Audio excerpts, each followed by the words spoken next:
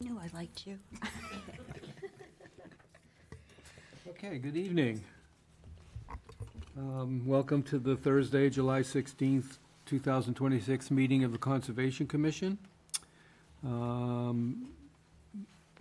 going to begin right away with a revised plan request from 832310 BSE Group for Valentina and Mircea Karcha, I'm sorry if I mispronounced, 52 Wilson Road, proposed rinse station and buffer zone to a bordered vegetative wetland. You come up here and talk into the mic. You just tell us what you'd like to do and we'll ask questions. Just a little rinse station to have to rinse our feet after the beach, that's all. Yeah. Okay, So we want to make sure we do the right thing. appreciate that. Anybody have any questions about the rinse station? Is this an amendment request? I'm a little confused on what this is. Just due to the scope of it, it's the same, so the original permit is still open for the house and deck and appurtenances, driveway, all that, where we had the COC request recently. Yep. Where they put in the extra mitigation, the only thing left was to remove the grass in between. So it's just a request for a revised plan because it is such a small item to replace the approved plan under the existing order. I think it's a. But it's also adding quite a bit of mitigation plantings. The revised plan is not loading for some reason. Mitigation plantings were added for the COC scope. They wanted to add the rinse station during the COC hearings, and I told them it had to be separate. So they've already added those extra plants to comply with the original requirements, and the plan was just submitted at the same time. I just requested that they separate it from the COC request. So we approved the mitigation plan already. You approved the mitigation already. Okay. Okay. I don't know. Still look perplexed. I am.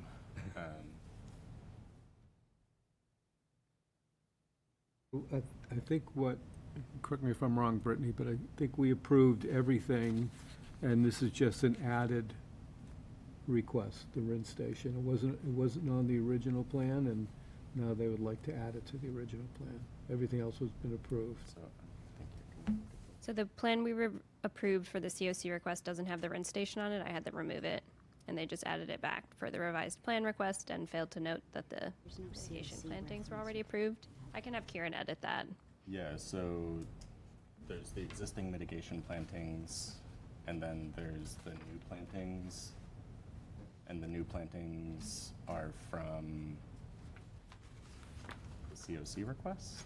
Yeah, so the original permit required the 35-foot buffer to be filled entirely. It was just it was short when they applied for the COC. And so they submitted a mitigation plan showing the 35-foot buffer fully planted. It was an as-built plan, so they had filled the area and shown the additional plants on the as-built plan for us to issue the COC. And now they're requesting a rinse station in addition to the already approved work that's been completed.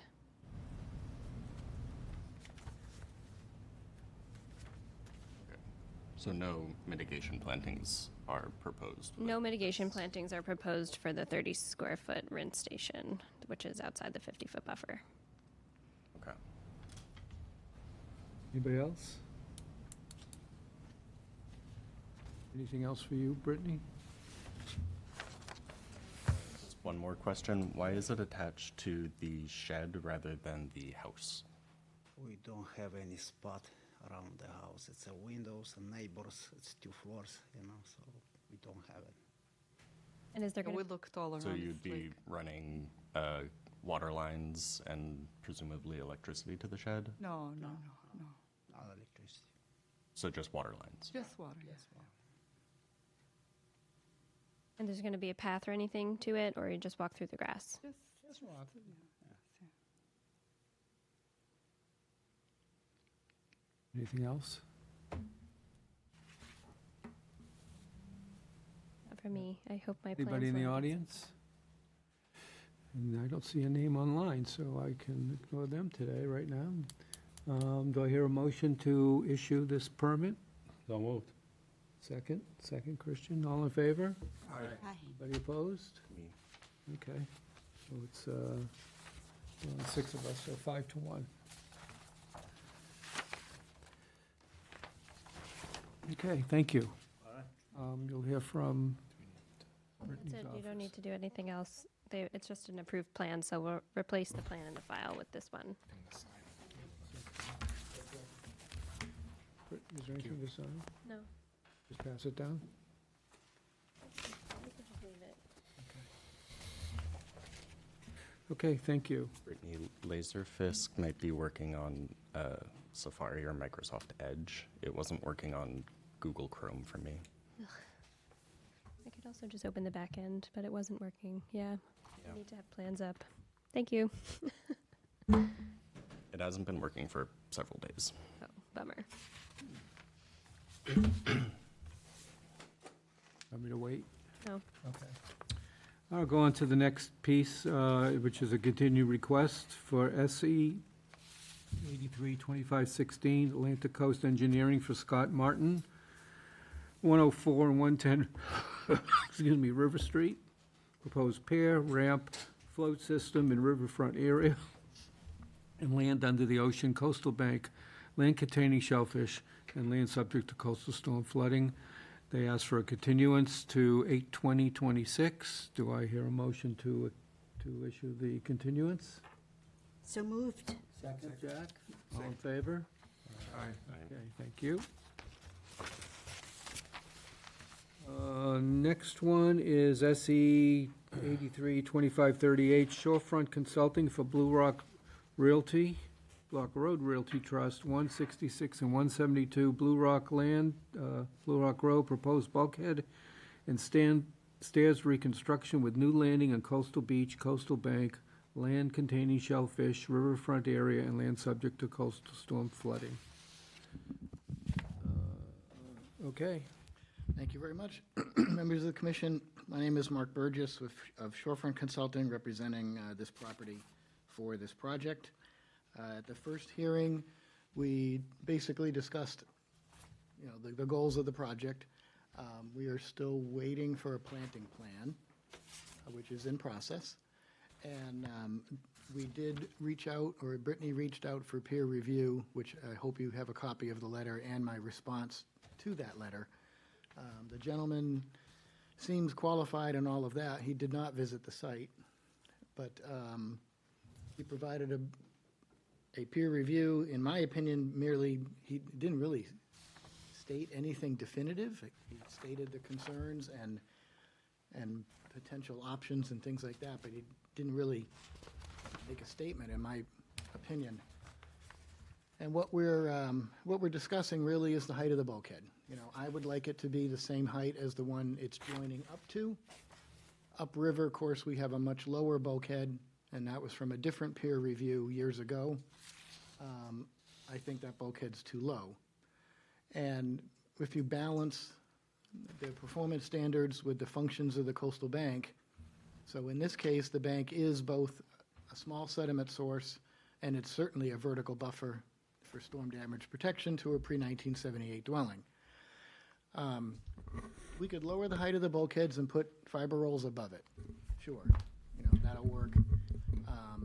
What can happen is when we get a flood condition, which is fully 4.5 feet above the wall as it's designed, the water's going to rip away that vegetation and sediment.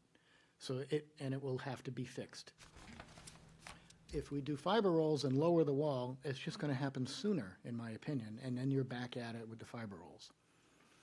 So I believe with the wall being 4.5 feet below the flood elevation, you have a reasonable balance between the bank still being able to provide a sediment source under severe conditions, but protect the property. And in the area of the Narrows, we got to be really careful how much sediment you put in that system, because it's pretty shallow there. That's why the current is almost 8 knots going through it at a full run of the tide. I know at 6 knots, you're not moving. So we do want to be careful in this instance of how much sediment you introduce to the system. So I still feel that having the wall at the height that it's at provides both functions that it has to function as a coastal bank, and just balances those goals. He did agree that the bulkhead should be as landward as possible, which is where it's designed, and I explained last time that because of the slope, I don't know if I can do this with my hands, but because of the steep slope, if you do a shorter wall, it's got to be further away. Otherwise, you have a cliff, a vertical cliff to get down to the top of that wall, and that's worse. So again, I want to tuck it right up to the base of the slope. It might actually be out of mean high water, but we're going to license it anyway. And then, of course, all that garbage goes away. So with that, certainly open it for discussion. Anybody have any questions? Go ahead. I thank you, Brittany, for getting the third-party review. And I thought that, yes, he didn't visit the site, and he clearly said that, but he used every technology available, and I thought did a very thorough analysis and worked, I think he or she, he worked with your design and then making some suggestions using a soft solution and then discussing how it may not be stable, etc. But what I got out of this report, which I didn't think of before, is the fragility of the limited beachfront, for lack of a better word. And so it comes down to just a basic question.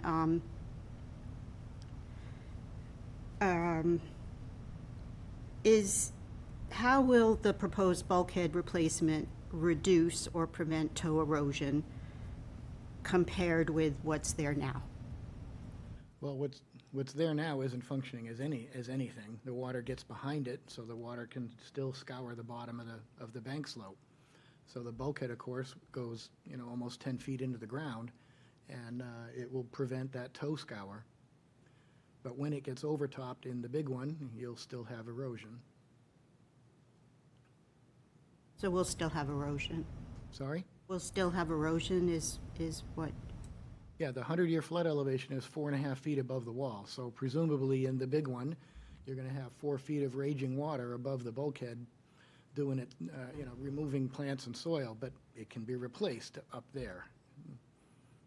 And it will happen less. The higher the wall goes, the less frequent that will happen. When you do these replacements or these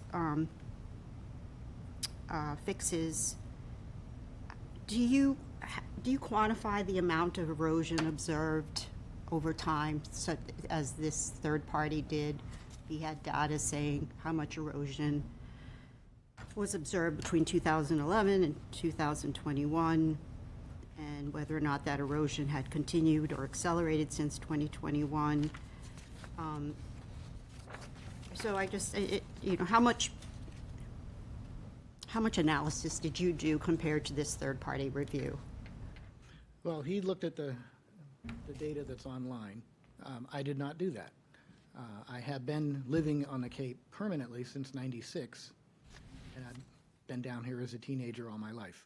Well, at least as long as I was a teenager. And so I know the river. But and we didn't do any like baseline study and come back 2 or 3 years later and do another study or anything like that. I look at the site, I see where the pockets of erosion are on either side where the bank has collapsed. The house isn't in imminent danger. Those are the things I look at. And I say, okay, what is the most practical approach to achieve the goals? That's how I analyze a site. So other than doing a baseline and then follow-up surveys, which, Yeah. I think that what was helpful about this is that, and I don't know what is required of you, and we may need to look at that more as a commission, but, the macro effect, if you will, the wave impact, et cetera, so it just gives me pause on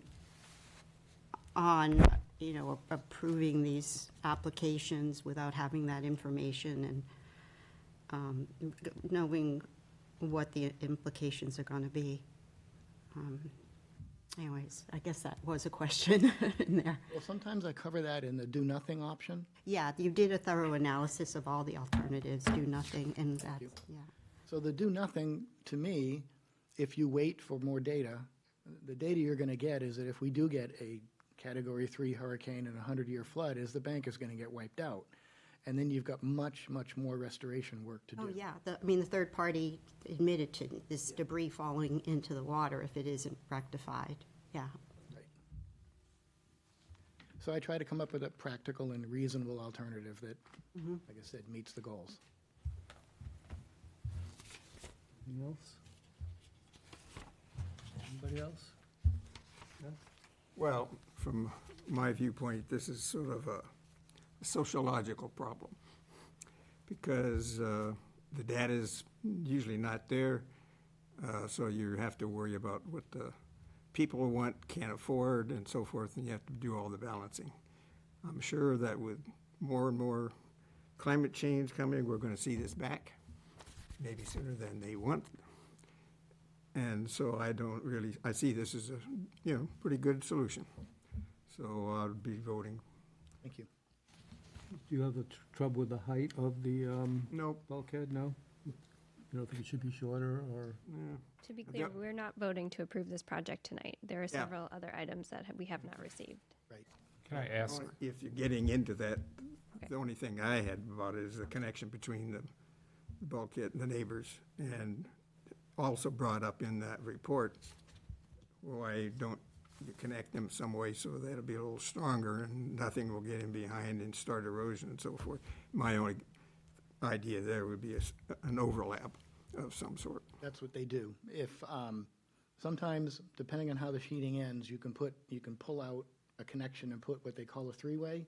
And it connects the sheeting along, it connects the return, but then there's another tab. So you start the sheeting there. It's gonna be the same sheeting that's there already, and then you just continue north with it. You always still want to do a separate return in case one bulkhead fails, it doesn't take out the other one. So that's why I call it a cosmetic. Yeah. He mentioned about a gap that might leave erosion, but no, they will physically connect the sheeting to the other wall. It just won't be structural. And it could be repaired if it ever moved, but we want separate returns just so that each wall is in fact separate. On the north side, he talked about having the bulkhead stop a little further away from the property line. I can do that. The purpose of the fiber rolls is, that return is, I believe, exactly what we did on the Stover property at number 172 to the south.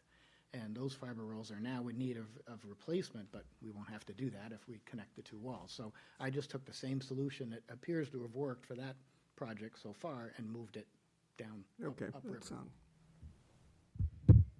so if we lower the height of the wall, would you just put it further out then, essentially? I don't want to do that. Yeah, but that's what's being proposed, yeah. I try to keep that slope to where it meets the wall. If we lower the wall, you could put a fiber roll on top. But I just think that's honestly, I think, with all due respect, I think that's a feel-good solution, and I support keeping it further away as well, so. thank you. So the problem with that, though, is that the coastal beach has performance standards as well. Since it's a sediment source bank, there's no other place for this this beach to get sediment other than this bank. So if you're taking away the entire sediment source, except for once every 100 years, the coastal beach will go away. So so the fiber rolls act as that natural green buffer on the top that will require compensatory nourishment to nourish that beach. Otherwise, the performance standard for beach won't be met because it will be damaged. Understood. For this particular beach and this particular location, I think nourishment would not be a wise thing to do. Why not? Yeah, I mean, and just that- because boats, I mean, there's a dredge plan, we can't consider the channel depth. We consider the beach and land under the ocean. Yep. And the beach needs nourishment because you're taking away the sediment source by hardening this bank. So I would highly recommend the commission go with the lower wall with the fiber rolls on top and compensatory nourishment. If you put the wall further back though and it's taller, wouldn't you have more sediment in front of that wall for it Say that again? I mean, if you're moving the wall back, even though it's taller, wouldn't you have access to more sediment in front of the wall? But that sediment is actively eroded away, so the source for the beach is gone. I think that That's the happens either balance. way with the wall. Yeah, that's the balance. I mean, even the wall up north, Mr. Mello's wall, that's short with fiber rolls on top. Same situation exists. You know, fiber rolls stop erosion as long as they're working, just as much as a rock revetment, just as much as a bulkhead, just as much as planting the crap out of the bank, until the water gets to it. Just to be clear, Christian, when you say move back, you mean move back away from the, So if you're putting in a taller wall, what I'm envisioning is you're putting it further back into the bank, into the bank? Landward. like Landward. landward. I want it right at the bottom. Yeah. Right at tucked as close as possible to the And a bank. shorter wall would Come come further further out? That's my understanding, yeah, so. You could Because put the if it's- shorter wall at the same elevation. Hmm? You would just have a little bit a steeper fiber roll array.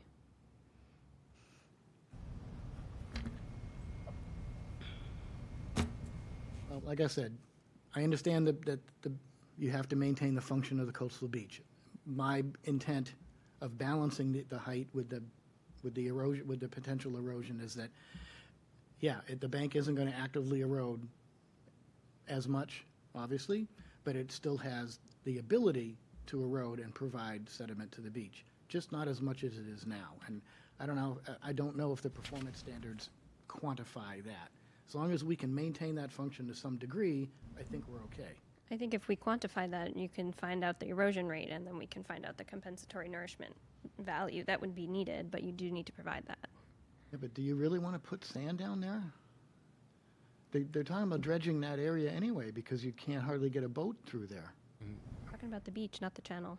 Well, I know, but the beach affects the channel. More sediment for have to think access to. I mean, I just I'm thinking about the whole system here. seen it differently, I guess. I mean, wouldn't moving the wall back to where it's taller to leave more sediment in front of the wall. Absolutely, right. This So way you'd you have may, more of a source. and That's what I'm It's not a trying to say. source. what we ended up doing on the wall to the south was they wanted to put it, what is it, they didn't want to put it in the same position that the wall was, because you were converting a resource area from coastal beach to coastal bank, I guess, if you put the wall further out. So that's another reason to leave the wall as close to the bank slope as possible, so that you're leaving the beach that's there, and you're not converting that resource area into coastal bank. So I mean, I would even drive the sheeting, if the slope comes down and it sloughs a little bit at the bottom, I'd still put it just as close as I can to that slope, and that way you preserve all of the beach that's there. So what I would need to walk away from tonight is whether or not there's any other edits needed to the plan, or whether we leave tonight saying, okay, we're fine with everything, and then we just wait for the planting plan, which will be the next hearing, and then we can wrap this up. So I'm still not clear on the height, then. You're staying with, you're pushing it back as far as possible, but you're trying to maintain the height. And how are we with the fill? I mean, a lower wall would mean less fill above the wall. I think the wall should be moved landward and shortened, but the commission can decide on that. So you please just Well, that's the third-party recommendation as well, yeah. as well. It's I would like to see some of Brian's recommendations implemented, or at least taken into consideration in a design. What you're asking. Roger, could you just talk a little louder for me? I would like to see the third-party recommendations put into the plan to some degree. So either lowering the wall, putting in fiber arrays, moving it landward. If the question is to leave the plan as is or incorporate some of these suggestions, I would like to see the suggestions incorporated. So I can certainly shorten the return so that the end of the bulkhead is further away from the north property line. That won't really impact anything as much, and as he says, it allows more of a transition zone from the bulkhead to the adjoining property. I didn't get the feeling that he suggested other than that, I didn't get the feeling he really suggested anything. He made a lot of statements. The landward part, we are doing it as landward as possible. That's a given. Whether he suggested it or agreed with me, I think he agreed with the design, but we're putting the wall as absolutely as landward as possible. The only question really is what height. And all I'm saying is I can lower it by 20 inches and put a 20-inch fiber roll up there, but I don't think we've really accomplished anything by doing that, my opinion. Yes, so to be clear, you're proposing 200 cubic yards of fill behind the wall right now, and there seems to be a very gentle slope. There appears to be plenty of room for adjustments, whether drastic or small, to move the wall landward, shorten it, and reduce the amount of fill behind the wall. Okay, let me see. Is that what you were thinking, Bradford? So the fill's the issue then? Is that? Well, most of the fill is on the sides of the bank that have already collapsed. That's where the large amount of fill comes from. The fill that's here is quite small. Now, this is the section line that's drawn through the stairs. It's not as representative along the whole bank slope. North of it, it's much more vertical. So whether or not how it's drawn here or not, like, I would put the bulkhead like here, okay? And then this is the line where I try to maintain that slope. So if the wall is shortened, then you have to go, or if the wall is shortened, then you have to go further out to maintain that slope. If you put a short wall here, now you've steepened that slope, which I don't want to do. I think there's room to steepen it a bit. Say again? I think there's room to steepen it a little. I mean, you have to provide us the revisions to review. Mm-hmm. Well, I staked it out there. I thought that if you saw the stakes, they're pretty close to the bottom of the slope.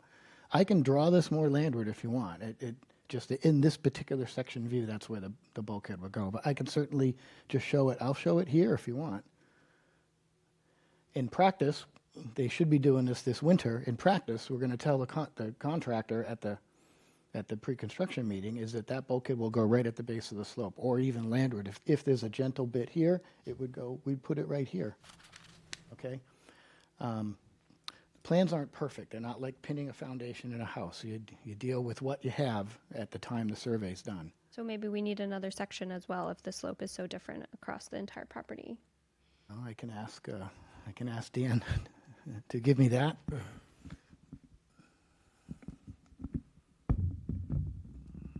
So just to clarify, our issue with the height of the wall is how much fill it would take, or is it the placement of it? Currently, my issue is that I don't believe that this is the least impact possible option to complete the goal of the homeowner, and I'd like to see some revisions to improve it. If there's any combination of what we've discussed, shortening the wall and or moving it landward and or adding fiber rolls. And we'll need to review the planting plan and the annual monitoring and maintenance plan that we requested last time as well. Yeah, I don't have the guidelines in front of me, but I think we have to focus on this being a sediment source. And you mentioned the word balancing with other properties, but I mean, I'll quote from the third-party review. Since the project area contains coastal beach and the coastal bank on this property is likely to act as a sediment source for adjacent beaches as well as a vertical buffer, 310 CMR 10.27 and 10.30 would apply. So those are your standards, and it will say least impact. Well, the other, I guess there's another option.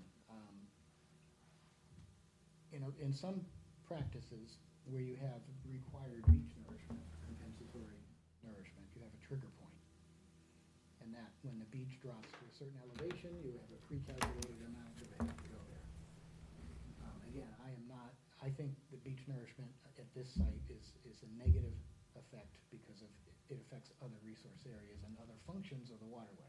I don't think it's a good idea to do any nourishment here at all. And the town has been very sensitive to beach nourishment projects over the years, but before most of you were on this board, for that reason, that nourishment can fill in a channel. They've been very sensitive to that. So, and this to me is a perfect example of why you don't want to add any more sediment to a place that's Now, to Brittany's point, Is that microphone on? oh, is it? Oh, there. Made, Try to use the other one. That one's been giving us problems. Just how would you do that? It's blinking red.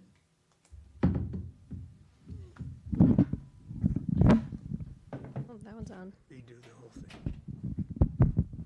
Start from the beginning. Okay, is that any better? Where was I? Okay, You don't want to nourish the bank.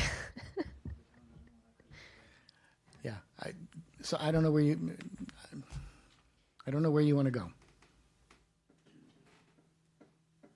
Dave, Yeah. what do you think, size of this beach? If you look at, 2 or 3 houses or more above and below this one, what is the size of this beach in comparison to those other beaches? To the north, it's quite similar. To the south, there's not much. The only beach south of this is south of the next property, 172, where the big rock is, and where there's scouring behind it. There's beach there, and then south of that is another old wooden bulkhead. I don't think there's any beach there at low tide. And then south of that is the Marsh Restoration Project, where it does have beach. So essentially, where there's Where there's banks, there's bulkheads and beaches. revetments, Yeah. there's no beaches, and Exactly. where there isn't, there's beach. So, to me, it sounds like you're proposing to just get rid of the beach by preventing the beach sediment and not taking into those performance standards into consideration. So I'm kind of not in favor at this moment of the project without taking in, as I previously said, some of these considerations to keep that sediment source. Yeah. So in your opinion, Bradford, and if we lowered the bulkhead by a foot and put a 20-inch fiber roll on top, does that help increase the ability of the bank to provide sediment to your liking? I'd love to see the plans so I can review it, but that's what our third party recommended, and I would like to see.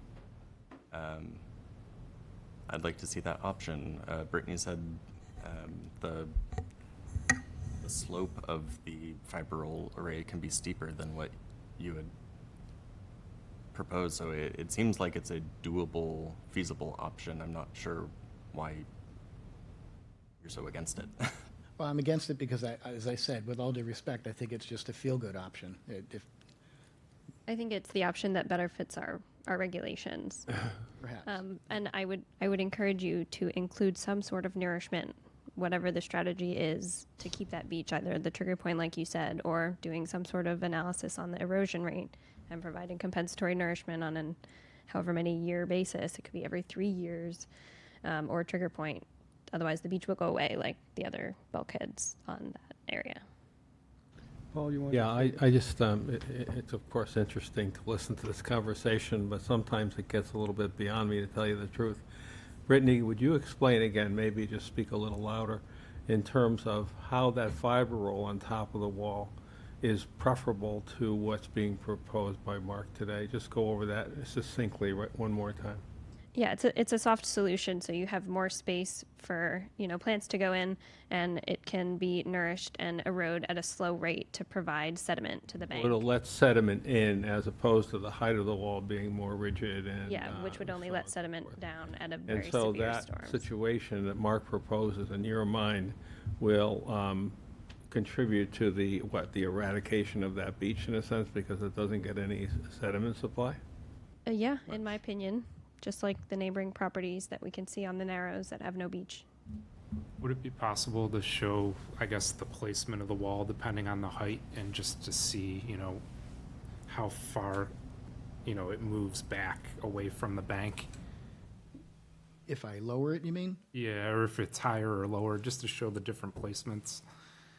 Well, I can, of course. And with one fiber roll, I could put that almost on top of the wall.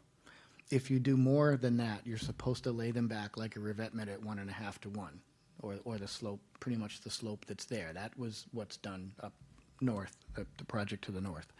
So one roll is fine. You can put that base, just about stuff it right behind the wall at the top and anchor it. The reason why it's considered better is because it has to fail first, and then the sediment will be released into the system. Okay, fine. Now you've got to go back and fix it. So, yeah, How long does that Yeah, take? maintenance. that depends. Yeah. The other thing, I'm sorry to interrupt, then, Yeah, if I may. You had mentioned something about this being a feel-good remedy. What do you mean by that? Because when the fiber roll is working, it's still preventing sediment from going through it and into the water, the same not- as the bulkhead. What it does allow is to fail sooner and allow sediment more often to go into the water because it's going to fail at some point.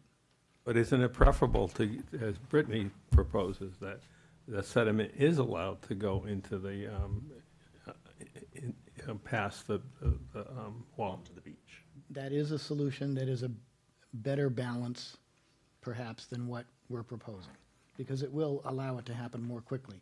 I look at it just saying that, well, now the area has to be damaged before the sediment gets in place.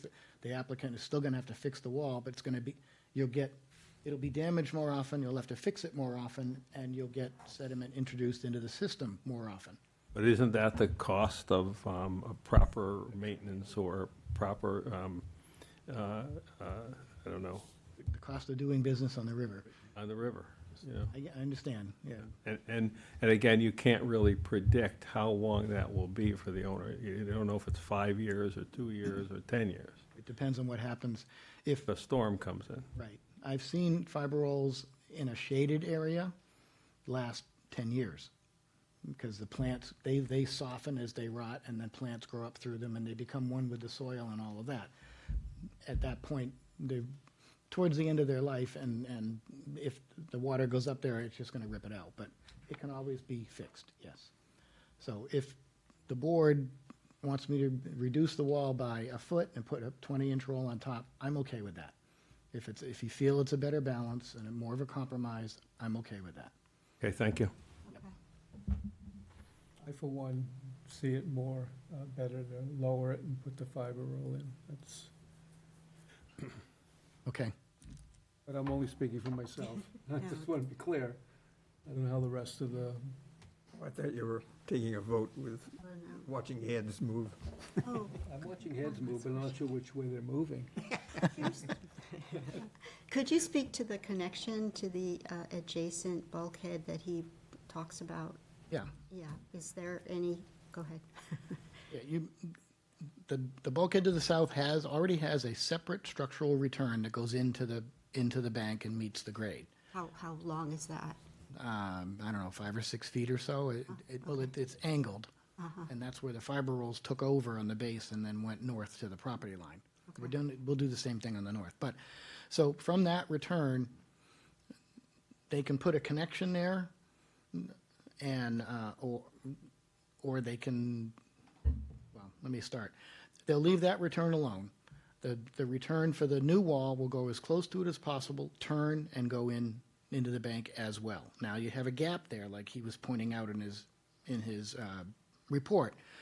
You take out a 3-way connection, so you have sheeting this way, but then another piece this way. You run it across the front to close that gap, and you either screw it or attach it to the other sheeting.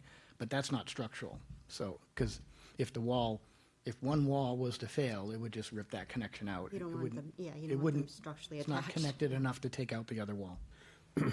So why couldn't you connect with something stronger? We like to leave the wall separate in case one does fail, so it doesn't take out the Put it other on one. the other one, okay, Yeah. thank you.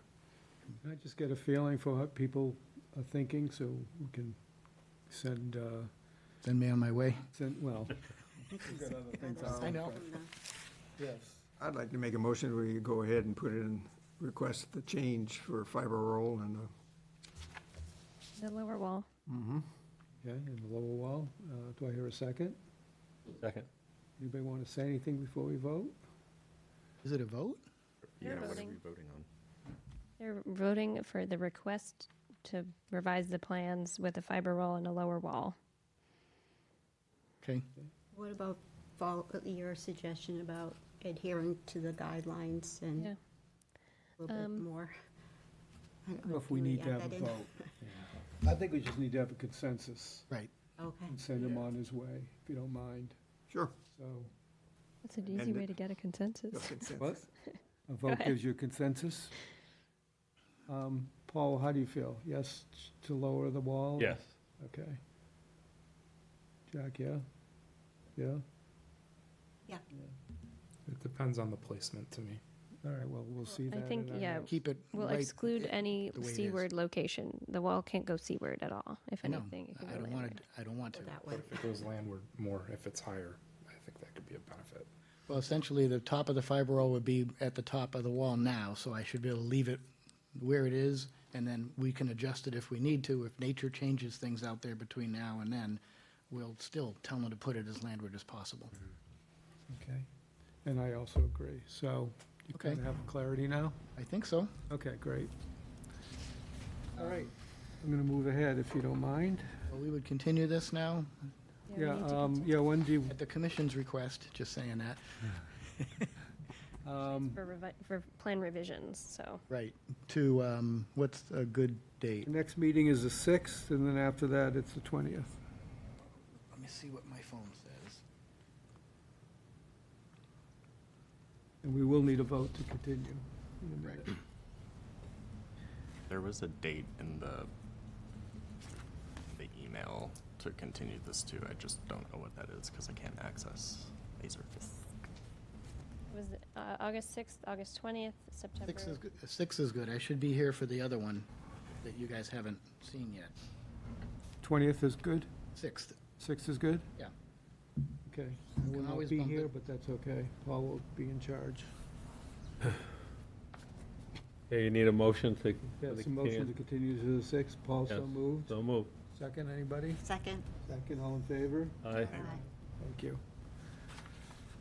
Okay. Next one is SE 832540, Shorefront Consulting for Jason and Tina Lilly, 143 Mayflower Terrace, proposed reconstruction of a, excuse me, of a seawall further landward and a new fiber roll array in riverfront area, coastal beach, coastal bank, land subject to coastal storm flooding. They're looking for a continuance to 8/6/26. I need to hear a motion to So continue. moved. So Second? moved. Second, Second?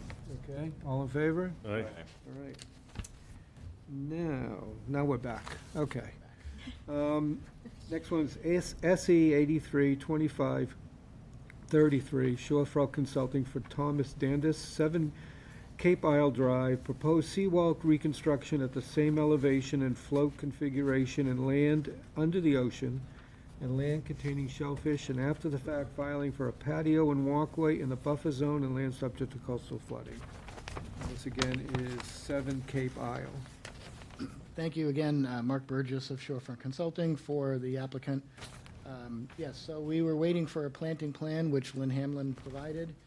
The applicant removed the patio and the walkway completely, and there were pictures emailed for that, so that is gone as requested. And there were some minor plan revisions that Brittany requested, which were done, and you have your original, so I think we can wrap this one up.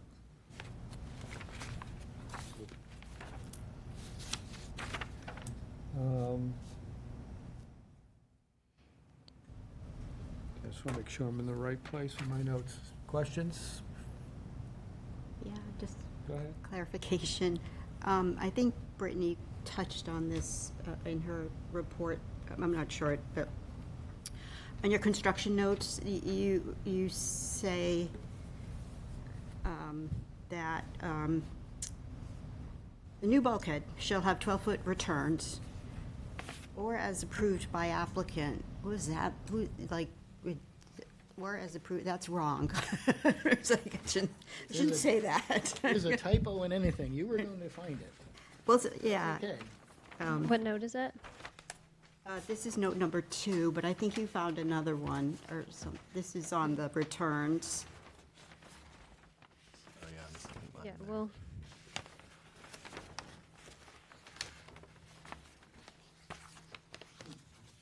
I mean, if you can just scratch that part off if they're 12-foot returns. I mean, that's the definitive statement.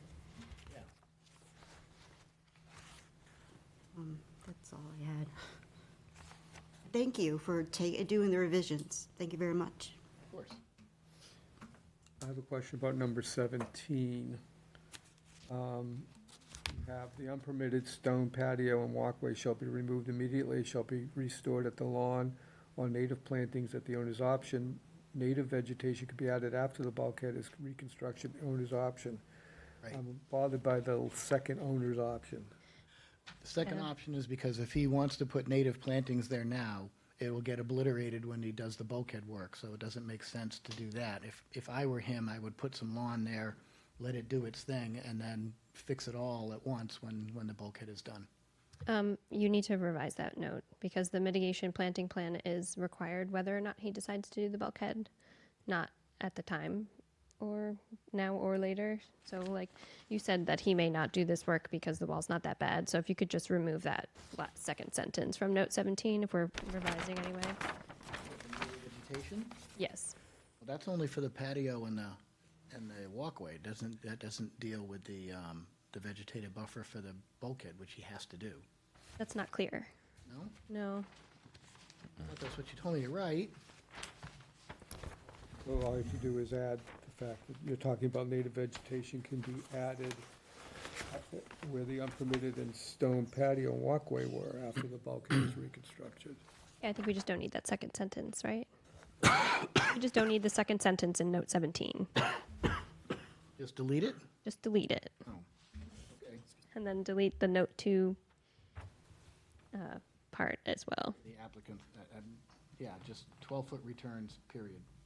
So the applicant understands that even if he does not go through with the bulkhead, he still has to do the planting plan.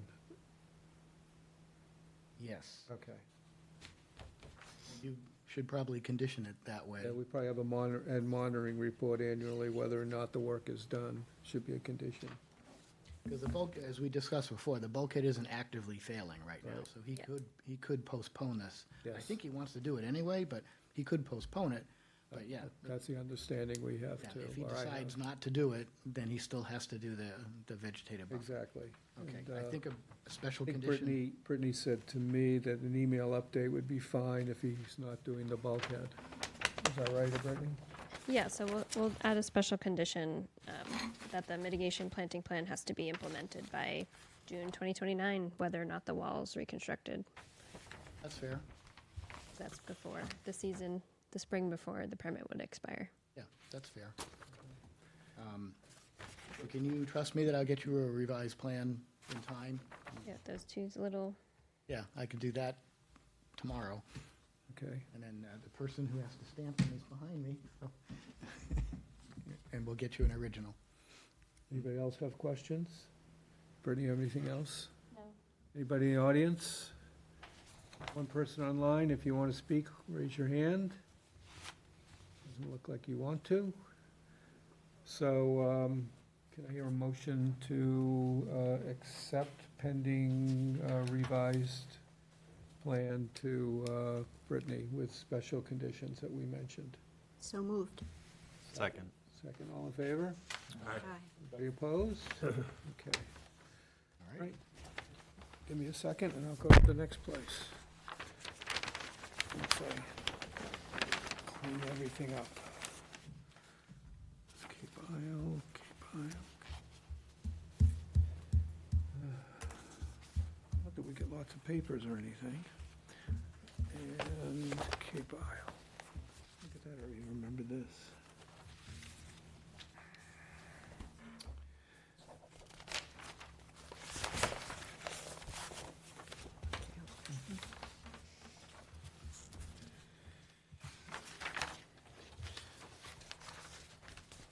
Okay, next one is SE 83-2534, Shorefront Consulting for Anthony and Jane Campagna, 14 Compass Drive. Proposed seawall reconstruction, elevation, and relocation with fill in land under the ocean, land containing shellfish, riverfront area, land subject to coastal storm flooding, the buffer zone to a salt marsh and after-the-fact filing for patio and deck in the buffer zone to a salt marsh and land subject to coastal storm flooding. It's 14 Compass Drive. Yes, again, Mark Burgess, Shorefront Consulting, for Mr. Campagna, who is right next to me here. So the work that's been done since we were here last, the plan was revised to show the bulkhead a little more clearly. After we talked about the mitigation, those areas were shown on the plan. The resource area and mitigation areas were recalculated. You have approximately 4-to-1 mitigation. We also supplied some pictures that, in my world, clearly show that there's stone seaward of the wall everywhere along where we're going to put the wall, even if it's in front. So we just remove that cobble where we need to and put it in front. The rack that's there, there's no vegetation there. The marsh is seaward of that line. So we can, in that location only, put the bulkhead seaward of the wall and not impact any marsh. So that's about it. I showed the 3-foot wide paver blocks on the patio, and I showed the rest of it as a planting area. Lynn provided a well-diversified planting plan, so everything should match. There is one plan that you don't see, where I think Brittany asked me to add the wall height and the buffers, and then I updated the area by the after-the-fact deck that's to be removed, and I just put it in there that says to be removed. You don't see that. It was done a little more recently. Lynn asked me to do a revision to make it a little clearer for her, too. So they're not in a rush to do this. If you feel you need to continue so you guys can look at this plan, it would be a revision dated 6/16/26, and we could approve it the next time anyway, so that's not a problem. And then I still need to get you an original for this revision, correct? Yeah, the one that you sent me yesterday is dated 7/7. Is it dated 7/7? Mark, I apologize for asking a couple questions, but I should probably know the answers to. The unpermitted patio, is he keeping it or getting rid of it? He's keeping some of it. We agreed that he could keep a 3-foot wide walkway to get from the gate because they have a first-floor bedroom, and that's where they access that bedroom. And that's on the plan? West side, yeah. Can you show me Well, where? that's on the plan that he hasn't submitted yet. Oh, Yeah, it's okay. here. This is the That's why I draft. can't see it. Is this the draft? This is the 7/7, yeah, draft. So I changed, so we added this. Lynn, I had some writing in here. Lynn asked me to delete that, so I did to make it clearer for her. But yes, so that's the 3-foot wide area, and then this is planted. Okay. That area is planted, and up there is planted. And this the little deck triangle that was unpermitted is going to be removed. Yeah, Okay, remember there was a triangle there, so I said to be removed. okay. So what's the date of that site plan? What are we waiting for then? Just like sort of an as-built site plan? You mentioned No, there that. was just a very minor revision between the last hearing and now that we just forwarded. So if you should have time to look at it. It's not a big deal. We're not in a rush, so I would suggest we just continue it to the 6th. You guys can look at that plan, and if everything's fine, I might maybe get something in advance from Brittany. I don't know, but I can get you a stamp and an original, quickly. Anybody? So just to be clear, the commission only reviews stamped plans. Yep. What's that? Yeah. What? You only review stamp plans. Right, I didn't know what. So maybe I should just endeavor to Just take get it that one and get it stamped, right? Okay. We can do that. So we're going to continue to August 6th? Yeah. Okay. Do you have any comments or questions on the planting plan? Right, I was just going to ask that. Anybody have any questions on the planting plan so we can have it all straightened out? My limited knowledge of landscaping, I thought it was very nice. She does a really nice job. You did a really good job. So I hear a motion to continue to the 6th of August. I move that we continue to the 6th of August and that upon receipt of the stamped site plan. Okay. Second, Jack, anybody in favor? Okay. Anybody opposed? Okay, thank you. All right, awesome. Thank you very much. Kelly, I'm joking when I say this, but the torture is almost over. That stays with me. We're doing these all at once. You won't see me for a little while after that. Thank you very much, everybody. Okay, thank you. Right. Okay, next one.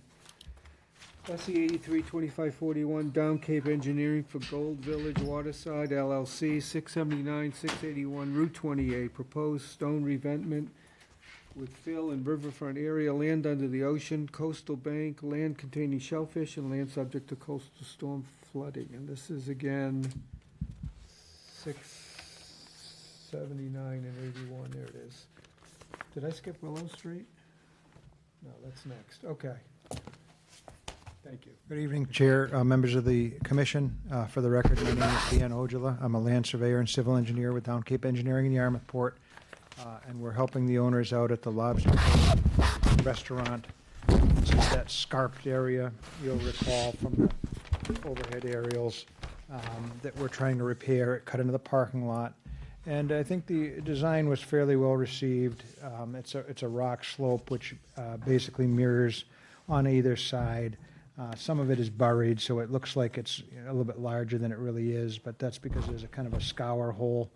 You'll recall that there's a bit of a water jet that comes out from underneath the Route 28 bridge in the Parkers River, and for whatever reason, it's scoured down to -6, so we didn't mess around. We dropped those toe stones well down below that, and the only revision here was to pull it back a couple of feet. Brittany had requested at least 2 feet. I think we did 2.5 feet back. But in any event, it was, 2.5 feet back was the request made by staff. And we've got it now, if you look at the cross-section, exactly that. So now, the good news is there's hardly any fill. Before, there was a little bit more. And the comment was made, really, they shouldn't introduce much fill. So that was respected, and I think we can move on for Chapter 91 licensing. This is below mean high water. We had no real negative comments except some time of year restrictions, which are normal. And again, we're going to rebuild and feather it into the seawall on either side. It should be a very uniform look, and we're pulling it back. We lost a couple of parking spaces on the other side, but there was enough room there, so we still have a good 25-foot backup. So no harm, no foul on that. We'll do less fill, rack it back a little bit, give a little bit more back to the environment from the parking lot. And it was noted to cap a pipe and put the safety fence and a few little things. So I'll be glad to answer any questions if you have them, but hopefully this is more or less administrative at this point. And again, be glad to answer any questions. Can you tell me what the difference is in the amount of fill that you had proposed and you're proposing now? I do not remember, but it's significantly less because there's barely any right now. So we could get you that figure. It didn't look like there was any changes to me. It said 42, and the original said 42 cubic yards of fill. So I was. He probably forgot to edit that. Is that on the face of the plan somewhere, or was that just in the narrative? I wrote it specifically, so it's got to be here somewhere. Yeah, I think you had asked him for it, and we provided that. But I had him pull it back 2.5 feet. There's no way there's not less fill. Can anyone else find it? I mean, I would suggest it might be as little as 10 yards now. Okay. If you could provide the new value, just an email is fine. I'd be happy to do that, but it's Unless it shows up somewhere on the plan. yeah. Anyone else see that? My plan's being weird. Yeah.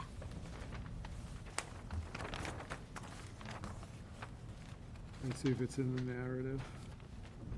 Yeah, we wouldn't have updated that just as a general principle because it's such a long document, but, yeah, it is pulled back a bit, and we can get you the exact figures so that when you put it on the order, it shows up correctly. Apologize for that. Anybody else have a question? Jack? First of all, did you find out what that drainage pipe was? Yeah, it was a perforated pipe that just drained the edge of the parking lot. So it was interrupted by whatever the construction was, so we're just gonna cap it. It'll continue to infiltrate a little bit, but we don't need it.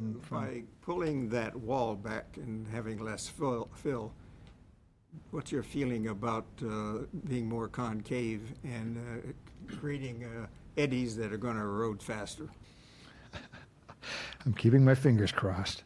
I mean, with a riparian environment, it's very hard to predict, but I think that, because we're leaving the majority of, you've got mean high water to mean low water down on the face of the wall quite a bit. It's not up at the top of the scarp where most of the work is.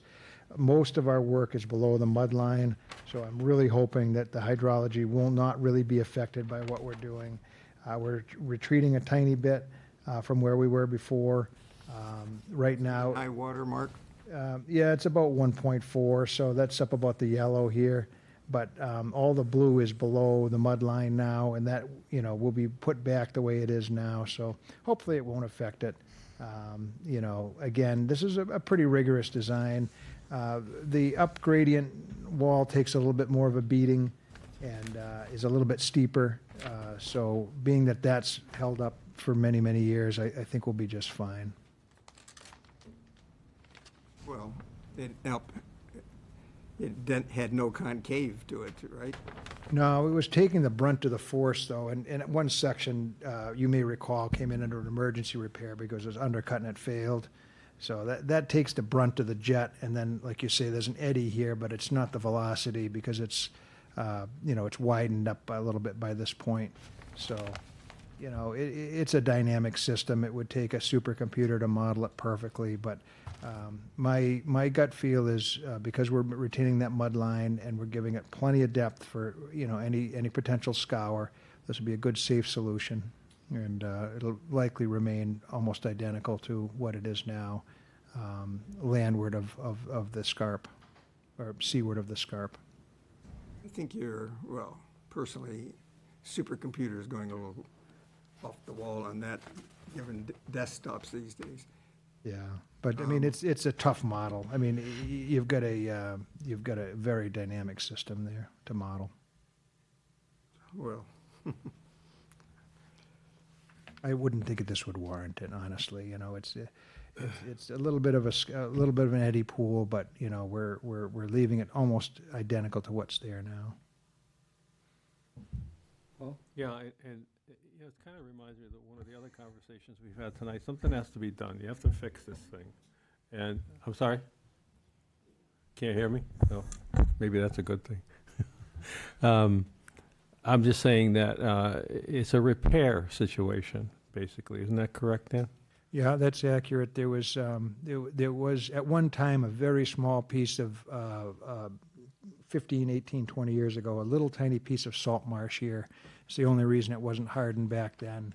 That's long gone, and the ends are failing of the licensing on either side. So it's basically an infill project of a very short section of a hardened shoreline, and it's basically a repair. I'm sorry. So my point is that you may have to go back and fix it again at some point in time because of There's the dynamic. no question. Yeah, this is nothing's permanent in a riparian zone like this. No. So there's no perfect way to do this. It's just the best you can do is the plan you've devised, and we move on from there. Short of 4-inch thick stainless steel, it's the best we can probably do. wouldn't want to do that. Okay, No, thank you. this is better for the environment because it gives the rock crabs and things, room to get in there and live. Yeah. Thank you. Anybody else? It's not a question. I just want to commend you I spoke earlier about doing, analysis beforehand, and I don't take for granted the work that you do and your landscape legend, showing existing seawall, above mean water level, and proposed and doing the analysis there. And then also, there is some urgency in this project, so I would definitely support this moving quickly. I mean, I don't think it's much, I mean, it's, and it also demonstrates the impact of hardening where, with water finds the least resistance and it's gonna keep chomping away. You know what I mean? So it just took a bite and it's gonna keep biting. Yeah, and honestly, were it not for that undersized culvert under Route 28, which is the state of Massachusetts' fault, we wouldn't even be here because it'd be a much slower situation where we wouldn't need a hard solution. But this is the hand we're dealt, and we've got to deal with it.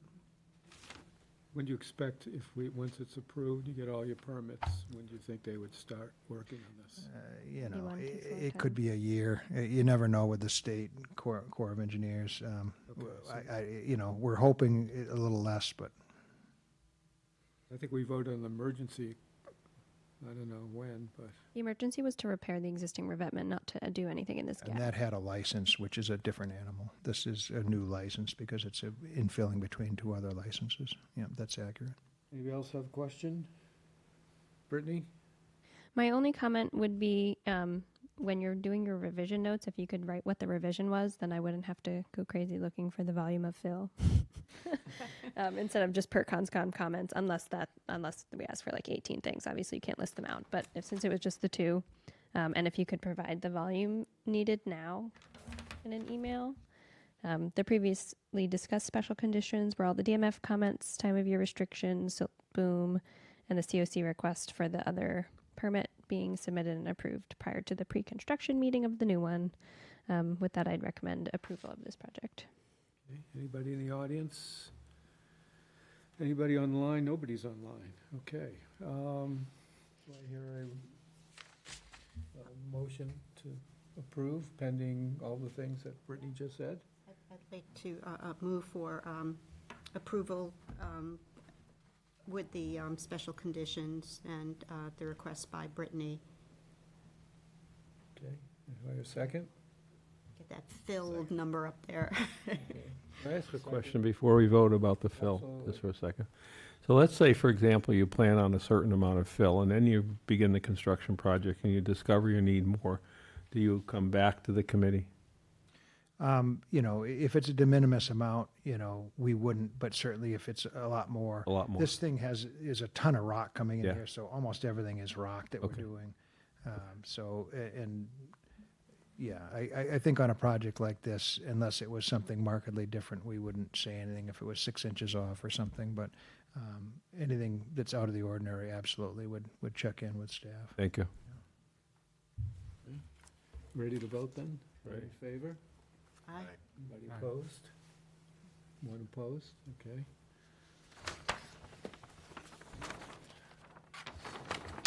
Brittany, just for, an email on the fill is okay, and Yeah. those other comments you'll handle with the conditions? Yes, that's correct. Excellent. Just I the really fill. appreciate your time on this. Thank you, folks. Thank you. All right.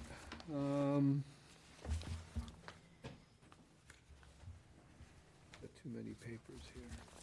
There you go.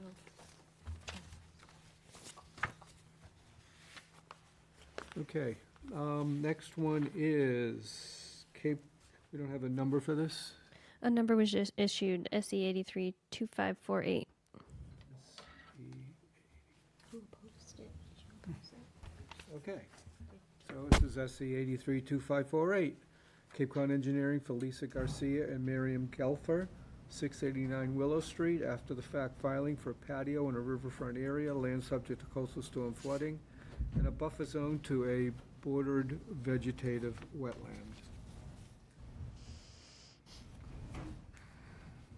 Thank you. I have green cards to turn in.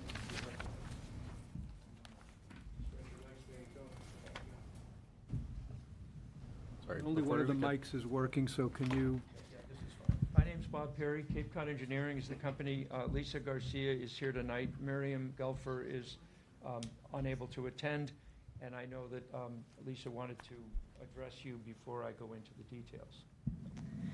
Thank you. We've owned our home at 689 Willow since 2012, and in April of this year, as we were preparing to replace the stockade fence down our driveway, we discovered that while that requires a permit, we went through, talked with Brittany and Joe.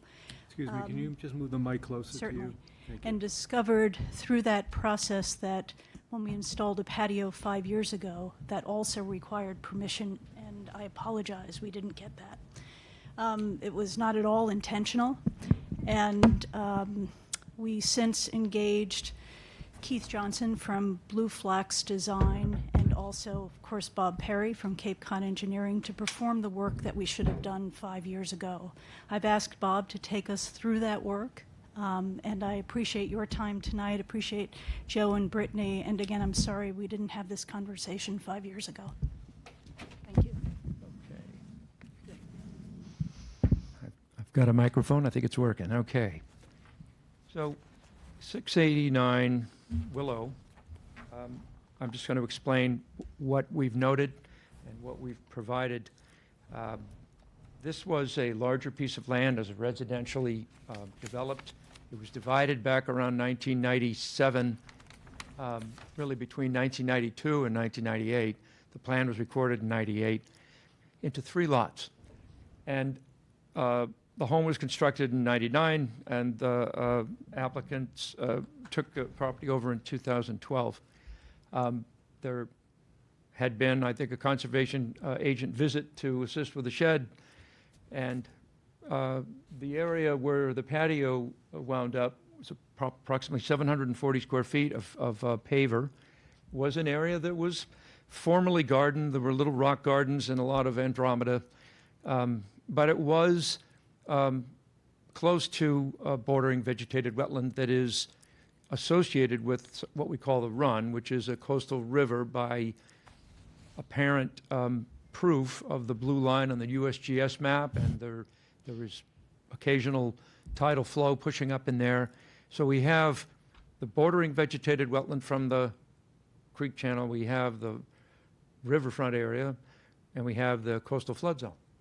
The patio wound up in the outer riparian zone and is within the 50-foot buffer to the BVW, and the patio is closer than 35 feet. It is 25 feet from the line of the bordering vegetated wetland.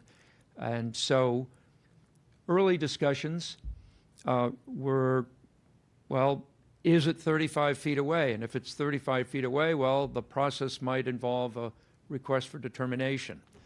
And so the wetland was flagged, survey was done, and we find that we are 25 feet from the BVW. It's pretty clear to me that a lot of folks don't know what a dry bordering vegetated wetland looks like. Yes, there's hydric soil, but there's lots of growth, and yet it is a BVW. So I think a fairly honest mistake was made here. We talked about the alternatives that are outlined in the notice of intent, where you could rip the place up, but in looking at the way the area had been previously altered, we discussed the prospect with the applicants of mitigating it. So we have 164 square feet that's within between the 25 and the 35-foot zone. And the mitigation that we have in that zone is 5.6 to 1. The zone from 35 to 50, we understand there's a 3 to 1 mitigation requirement. And that's just how the numbers work out. Because of that crescent, that would be the 10 feet difference. So I think the good news is the patio's been there for 5 or 6 years. It looks very well established. There has not been any discernible adverse impact, erosion. It's an area that was previously altered. And the mitigation, which is a combination of native plants and shrubs that you can see here, it's an overall 3 to 1, but it's a large area. And the effect of it, where it's kind of a stratified height. We have shrubs closer to the wetland boundary, then we come down into a rose grove, and we get into some of the smaller varieties and some sweet fern. And I think it'll make a significant improvement to this area that lies, if you're walking out here to the left of the patio or walkway that you use to get to the patio, and that zone, which today has mulch in it, it's just a terrific enhancement to the buffer. If somebody had come here before it was constructed, you probably would say, well, you'd prefer that it be 35 feet. And so we have this 10-foot problem, but I think it's more than amply mitigated. I think that the uncertainties of impact have been shown that it's not a problem. And it was just one of these things that happened. It was an honest error, and I think you're going to see a bounty of native plants that would represent a pretty significant improvement. So we filed the notice of intent rather than an RDA because we had the 10-foot issue. And so the project gets the benefit of the mitigation, but it also gets the benefit of an order of conditions that requires a certificate of compliance, that requires survival over the term of whatever you choose. So all things considered, we felt that it was a sound application to bring before you. Brittany and I discussed it, and I think it does require variance because it's within that 35-foot zone. And so if you see this as considering all the factors, that it was not a virgin buffer that was altered, it was already a yard, and we have a terrific mitigation component to this, it's one of those, I think, careful consideration cases that you might find in favor of allowing the applicant to mitigate. So be happy to take your questions. Questions or comments? Yeah, Jack? The only thing I have, I thought I had heard that maybe at the, while we were out there visiting, but that was a permeable patio? Well, it's pavers, but they're shoulder to shoulder, and I understand it is silica sand. There's one part around, I'd say 1 o'clock, 2 o'clock, where it looks as though some mortar was packed in on the perimeter just to firm up the bricks. But otherwise, it's hard to say that any kind of patio is pervious. It's more permeable than if it had been mortared. It's sand joints. But yeah, it's silica sand. But the important point is that it's been there for 5 or 6 years. There's no signs of any erosion. Yeah, I think that's right, because I tried to put my fingernail down between those, and not possible. But without, any problems, I don't see a problem. I was out there, and it's a beautiful piece of property, and personally, I have no problem with what you propose, especially with the mitigation you propose. But again, that's just me, so. No, Paul? Yeah, so I'm sorry, I didn't get to that property. I don't remember why, but anyway. So you're proposing further mitigation or existing mitigation? Well, there's no work on the project itself. The only work that's left to be done would be mitigation that would be required if someone were to propose this. So Oh, it's okay. just the mitigation that is the proposed It activity. sounds like it's well planted now. No, it's not planted. It's not, okay. It's just It's right there. filling Right this- there? Yeah, Okay. filling this up. So that would be the area where potentially there would be further mitigation plantings? It's a Yeah. portion of it. Okay. And a little bit past. There's a little bit on the other side of the patio, too. All right, got it. Thank you. Yeah, I don't have a photo of that part. It's a lot of mitigation. I have a And I question think the fence for comes out. Brittany. We talked about the fence coming out. It'll be lost Does in this the con- mitigation if it doesn't get moved out. Was this continued from 7-2, or? No testimony was taken. It was just by request because there was only 4 commissioners present and the applicant wanted the full board. Okay. So I can't make a comment? No testimony was taken, so you can We never opened. participate since you Okay. didn't miss anything. Great. Then I have one comment and one question. I don't think that this commission would have approved a patio within the 35-foot buffer zone 5 years ago. So to me, it feels like we're allowing the mistake to stand and granting that variance for not coming in front of us. So I have a hard time dealing with that. Bob, you mentioned that the mulch is an enhancement to the buffer zone. Can you I explain hope I how didn't say that. you I did? hope you didn't hear me say that. No, I don't believe the mulch is at all. I think I mentioned that there's an area that is mulched that will be taken over by the mitigation plantings. Gotcha. Thank you. And I think I also said that I don't think this would have been approved within 35 feet whenever it would have been proposed, but we are here now, and it is one of those cases where I don't think anybody did anything willful, and I just think we have a very good opportunity to fix a lot of the place up, mitigation-wise for native plants. It's a tough case. Yeah, I just want to say it's always better to leave something better than what it was. And I understand, you know, the reality, there is reality here, and you dealt with this reality very well. And I think one of the key things you said was the patio's been there for 6 years, and there has not been any visible water, you know, coming, no puddling. Somebody wants to come and, you know, present something that is a violation. It's not, I don't think we're encouraging anybody to do this. It's just, No, we just we're have this rectifying situation. we're rectifying something that was wrong, but I think the land benefits from it. It told me that. It's a joke. Anybody else for a comment? Brittany, anything? No, thank you. Anybody in the audience? Nobody's online still. So do I hear a motion to accept the proposal with special conditions? So move, Jack. Second? Second?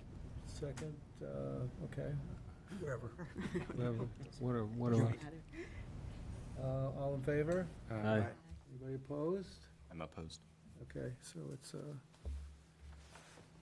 5 to 1. Keep using my comment. And thank you very much for your consideration on behalf of Miriam and Lisa. Thank you all. And again, I'm sorry for the timing. Appreciate it. There you go. Is that the right one? Yeah. All right. You're still up. Say what? Never mind. Okay. All right, we have a couple of COCs to deal with. Nice paper clip. First one is, or actually the first two, we'll take them one at a time, sorry. First one is for SE 83-1204 Cape Cod Engineering for Yipping Ding, I hope I'm saying that right, 185 Cranberry Lane. Brittany? I don't know why Bob left, but I guess he's not presenting this. So this is a permit for a septic upgrade, reconstruction of a deck, and closing in an existing porch on an existing boathouse that's located beneath the coastal bank at this property. Hold on one second while I open this up, since our online portal is not working. Okay, Bob's back. This is a COC request that you submitted, Bob. I know. Okay. The existing, is the deck first? Okay. Yeah. So this is the boathouse. The boathouse was constructed mostly in compliance, except there was an expansion of the deck on the seaward side by approximately 300 square feet. And so, let me bring up the as-built. Oh, there's no as-built plan for this, right? Did you say the boathouse was reconstructed or constructed? It was just the deck that was reconstructed that I'm trying to pull up a photo of. So the boathouse was always there. Yeah. So the proposal was for a septic and expansion of the deck. I guess Joe didn't take a picture of the deck. Anyway, the deck is on pretty much in the marsh. It's elevated, but so the deck, Right there with the fence? Okay. yeah, it's over there. So it's pretty much directly above Salt Marsh and Coastal Beach, and it was expanded on the seaward side. The only permitted deck portion was on the west side, which exists there. So I would probably recommend either denying or continuing this so that the homeowner can file for an after the fact notice of intent for the deck expansion, because it is located on the coastal bank above the coastal beach. And I don't think it's something that would originally have been permitted, to give the board an opportunity to review it. Anybody have any questions for Brittany?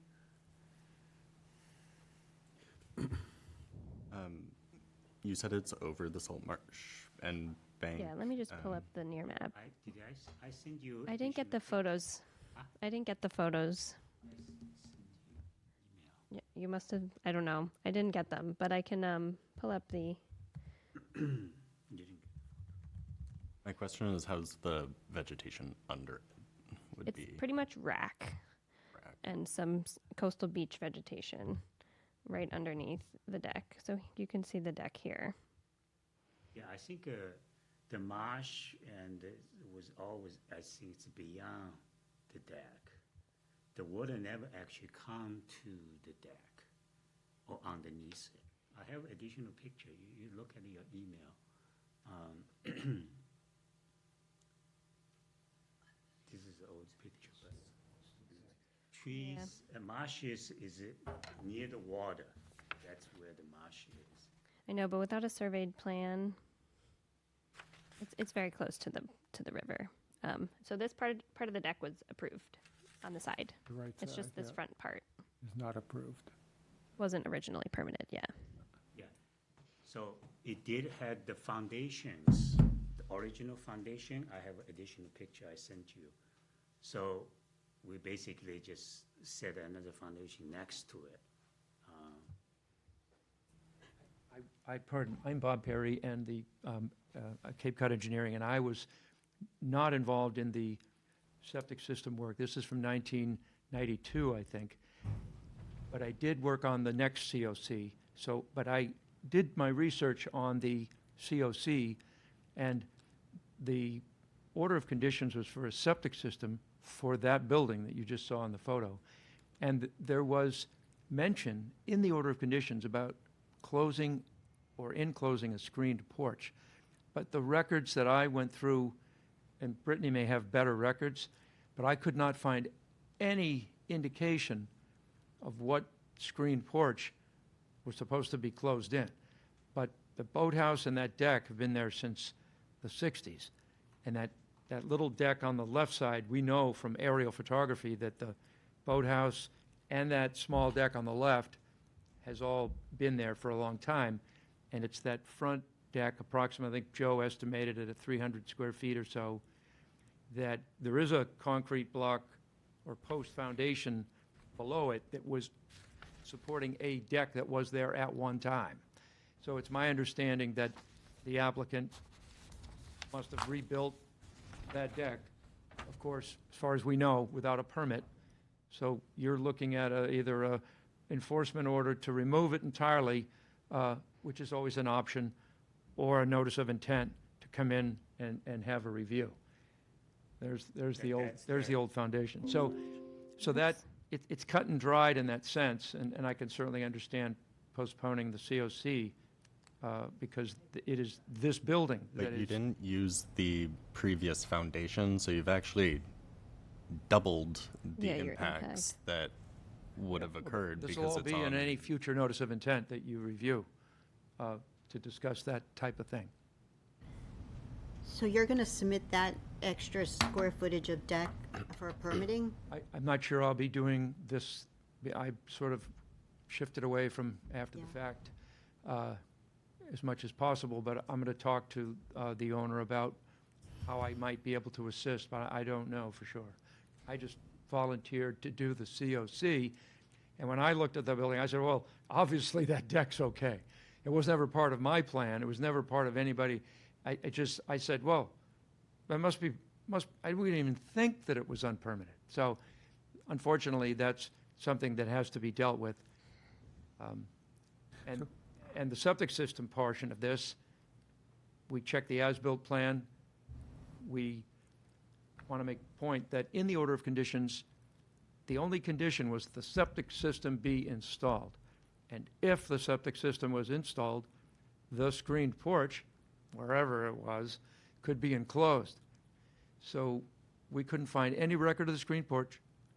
But since the septic system was documented through the Board of Health, and we checked that, it was an as-built plan and a certification, we wrote the certification letter that the septic system installation could be certified. And if the screened porch, wherever it was closed in, it was done so with the proper conditioning, that the septic system be constructed first.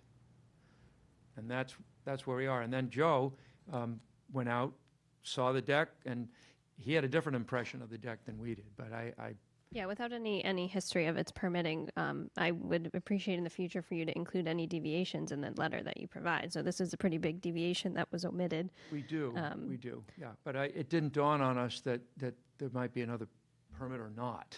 So it's an oversight there, So I agree. Two choices are to vote to have them remove it or allow him to have an NOI filed by September 3rd. Can I make a motion to that effect, that we give the applicant opportunity to file an NOI by the specified date? Okay. That way, I think it gives them a chance to kind of to look at how this could be rectified. And to be clear, the notice of intent would include a variance request because of the location of the deck. That's my motion. Okay. And understanding that if we deny that notice of intent, it can still be appealed. So if we're not comfortable with that addition now, then just putting that out there. Yeah, yeah, they can. What? I didn't hear that last part. If we vote no on a future notice of intent, Yeah. They can always appeal to the state, and if the state determines that it's fine, then they get to keep that additional square footage. If I could, through the chair, I would like to qualify that. That would also be an appeal through To the the bylaw. Yarmouth Wetland Bylaw. And that's a harder row to hoe. We need a second on this. Can we be more clear on what we're doing? We're continuing, I mean, your options are, Options are, the way I understand it, and Brittany can correct me, is that we could vote to tell the owner that he needs to remove the deck, or we can vote to allow him to file an NOI by September 3rd. Well, There's a- sorry, there's a a- correction. This is not an enforcement hearing, so you can vote to deny the COC request. And in the denial letter, we can issue violation notice with the deck and everything. Or you can vote to continue the COC request, and we'll issue a violation notice telling him that he could seek. We have a permit. motion on the table, don't we, that I just made? I mean, was that inappropriate? We want to make it clear what we're doing with that motion. No, you need a second before you discuss it, don't you? Could we get You us, seconded it. Okay. all right, I so, didn't hear that. so can I, I heard me, but I didn't hear it. all right, so can it be discussed now? Yeah. All right, so I think I it's have a good. motion, it's seconded. If people have questions about it, wouldn't they present them? Well, we have to make sure people understand what they're voting for. We're voting Yeah. for, to I deny. didn't understand your motion, Paul. Did you make a motion to issue a violation notice No. allowing him to no. file a notice? What was your motion? My motion was to give the applicant an opportunity to file an NOI so that. That would be through, that we have to do that through a violation notice. I'm sorry? That would only be allowed through a violation notice or an enforcement order. All right. Okay. You want to amend your motion to No, I want to give the person an opportunity to go back to the drawing board with an NOI and I understand bring that. this to the In order to- commission in and order to have the do that- commission act upon it, Right. okay? In order to do that, we have to give him a violation order in which he can then come back with an NOI and as-built. Am I correct? Brittany? Yeah, and then we can make another vote on this, what to do with the COC. Yeah. So are you saying that the motion I made was, Just have to amend it that we will give him a violation order, which will allow him to do an NOI, okay, okay? then add the violation order to the motion. And Jack, you want to second that again? Sure. Okay, and then we'll have to go back and look at the COC. Okay, Okay. So what, the status of the septic and the deck, well, The septic is fine. The western side deck was in compliance. The additional deck was not in compliance. okay, so that's jeopardizing this The additional. entire project, yeah. that is jeopardizing the entire project, okay.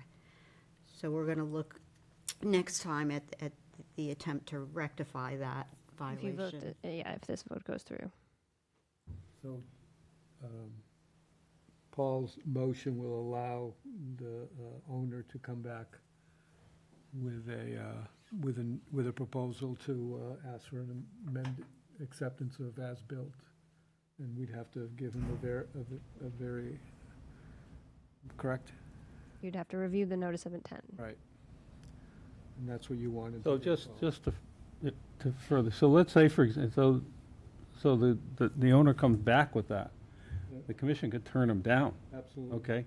And then it would have to be discovered what he does at that particular point. Right, we are not voting to keep the Approve deck this. at this point. No. All we're voting is to allow him Opportunity. the opportunity to come back and ask for permission to keep the, Correct. with a, The only thing I would say is if the commission already agrees that they want the deck removed, it would just be a waste of the applicant's time. I was just if gonna you say don't this, want- why are we prolonging the agony here unless there's, I just, that deck is bad.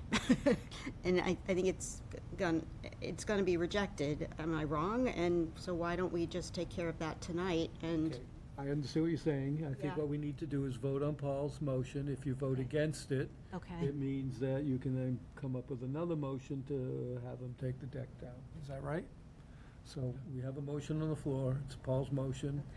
It was I'm seconded. gonna ask people, and was seconded. I'm gonna ask people to vote individually, just so we can all hear your vote. So Paul? Aye. Aye. Nay. nay? Aye. Nay. So it's 3-3. Motion does not pass. Means it does not pass. Okay, next.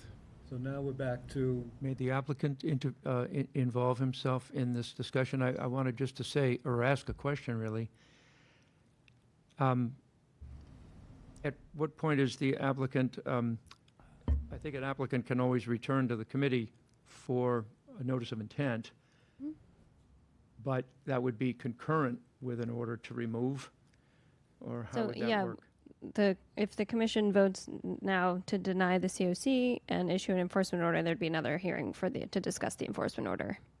So if he wanted to bring anything up, then this technically is just for the COC. But in the interest of time, they wanted to give you their thoughts on that as well. Oh, okay. so, I'm go ahead. confused. So we're voting on the COC. We have to vote whether to continue the COC request or to deny it. It Correct. is not in compliance with the original plans. So I'd recommend the committee vote to deny the COC. And in the denial, the next step is that I could issue an enforcement order from the office with whatever you guys agree on. If it's whether to remove the deck, there would still be another enforcement hearing in which we discuss that.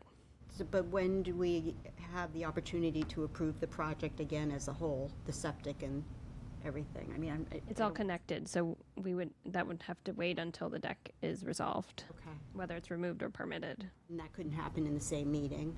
No. No, okay. So this does delay, obviously, yeah. Right now, I need a motion to accept the COC. You can accept it or deny it, and move from there, am I right? Yeah. So So can I hear? I move that we deny the COC request because it incorporates a violation right now. So the motions are always in the affirmative, so if you You could, should move to accept it. You don't have to vote to accept it, but we should move to accept it. Oh, okay, and then your vote is, Right. okay. So is that what you're moving, to accept the COC? Yeah, I guess so, if it works that way. Okay. And a second? I'll second. Bradford, okay. Here we go again. I'm going to ask again for individual votes. So- Now I'm confused. No, you're confused. Yeah. Okay, so we have to. Move it in a the positive. Motion has to be positive, to accept, but you can vote to deny if you feel it should be denied. You vote no, you vote So if no. we it says. accept this, what happens? if you accept this motion, the certificate of compliance is approved and therefore approves the deck as it is right now, becomes permitted. I don't necessarily agree through the chair. I think you can issue an enforcement action. I could not find any record of the screened porch. The deck, there was nothing about the structure of the boathouse that I could find in the order of conditions that we filed the COC for.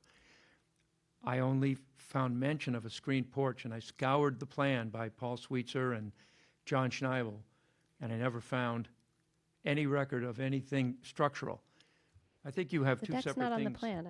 I don't really understand There's there's no deck on the front. See, well, but there's, isn't- oh, no, there's no deck on the front. Of course not. Existing concrete pilings, Yeah. Right, but, but no deck. but there was no proposed work on the boathouse in the order of conditions that we're addressing. It was a septic system to handle some kind of facility that's in that thing labeled cottage. And the deck is, in my opinion, it's a separate, it's a violation, of course, because you can't find a permit for it and it's brand new. But It has nothing to do with. you're welcome to hold up the COC for the septic system if that's what you choose, but I think it's still separate. You're not, I don't, might be hurting my client, but I don't believe you're approving a deck by approving a COC for a septic system for the cottage. That's why I'm asking. Actually, what's the original was, I never found a plan of it. the original filing was an enforcement order. The construction of a room and deck on existing cottage within 100 feet of Fawns Pond. The enforcement order required an order of conditions. Where do you see that, that's in the order of, that's an enforcement order? Oh, what's the date on that? 91. I never saw an enforcement order. It's all in the same file. Oh, goodness. I mean, just, Okay, but that's, where are the plans that we would, for somebody walking into this, I couldn't find any record of any structural changes. But that's just my story, which happens to be true. But I don't, my point is, I think the deck is separate. And clearly, the project is not in compliance with an extra deck, so you can feel free to deny the COC or to table it. But if you happen to approve the COC, I think you still have a deck problem. in my summary of the original project, it says reconstruction of existing deck, so I think the deck is included. Oh, okay, I'm not going to argue with that. If you want more time to look at it, we can continue one hearing. Oh, no, there's no case being made that we're in good shape here. I think either way, the original COC is going to be delayed. Yeah, the Oh, you can see that? reconstruction of the deck.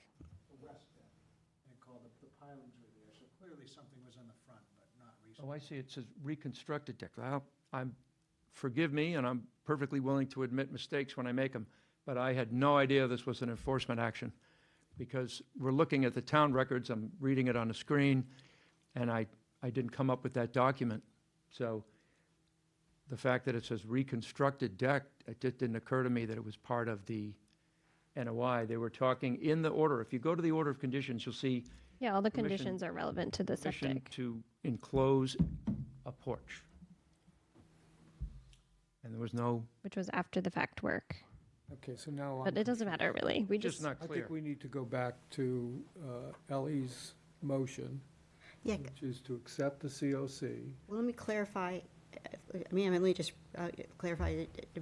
I move to accept the COC request, which does include a violation of Yeah. a deck extension. So it's a clear motion. You're approving the COC, that includes a violation. But if you approve it then we are accepting the deck. Is that correct? So. if That's you- not what my motion says. No. Your motion is to accept the COC.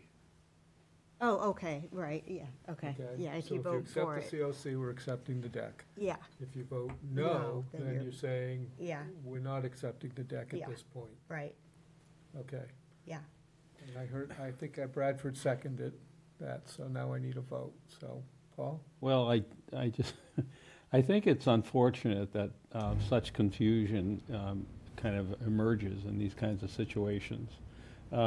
Is there any type of apparatus, or whatever you want to call it, or procedure, to table this so that it could be further investigated and presented to this commission in a way that we could basically understand what's going on? Yeah, Because I there hear is. about a screened-in porch, I hear about a septic system, I hear about this unapproved deck, and it's just very difficult to follow and somewhat difficult to decide what the right course of action would be. My initial situation, my initial proposal was to kind of give an opportunity for the owner to go back to the drawing board and maybe even work with Brittany in terms of, well, what do we do now? We have these things existing on the property. We want to get this right, and we want to present this again to the commission in a way that makes sense. Because right now, it doesn't make a lot of sense to me. I know what you're saying, but if they go through all that money and payment to come up with a plan that we're gonna say no to anyway, and I think that's what Ellie's point is. Maybe not. Yeah, that, I Maybe mean, not. I Maybe know there'll it's- be a plan that we will appreciate. Right. You know, if Maybe it's not an the owner absolute, comes yeah. back with, I want to keep the deck where it is, and it's clearly a violation The of the COC Wetland Protection won't- Act, then we're not going to approve it. And I think that the consultant and the owner would know that. So there would be some other opportunity to remove the deck on their own volition, or something like that. I don't know. What does that mean, remove the deck on, oh, you mean? Well, in other words, just say, okay, this isn't going to pass, so we're going to take it down. I don't know. But again, it's a confusing situation, and we kind of bump into this every now and then, and it's too bad, you know? I mean, what's the difference? I don't if you think vote- there's an objection to a continuation of this if you would do it. It would give me a chance to re-examine the record. We're not going to find any proof. That deck wasn't there when the dock was done, which is your next case. And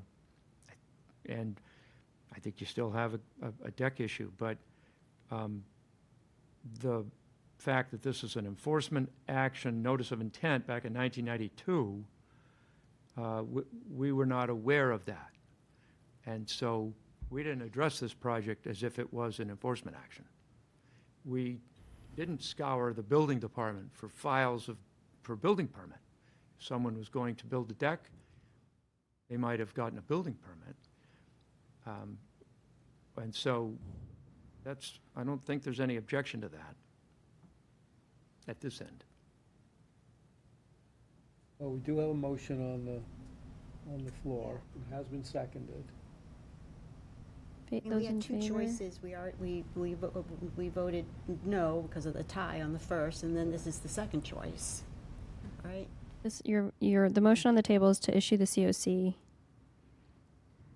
That includes a violation. Yeah, I got to be clear that the COC as it stands right now includes a violation, so that's what we're approving. You issuing the certificate of compliance would confirm that the site is in compliance Correct. with the original permit. Correct. And we So don't, we're essentially saying that the violation doesn't matter. So if the vote doesn't pass, then we'd have a third vote to issue the violation notice. If you want to now, yeah. Yeah. Oh, that will speed things up. so, to be clear, we're gonna vote now.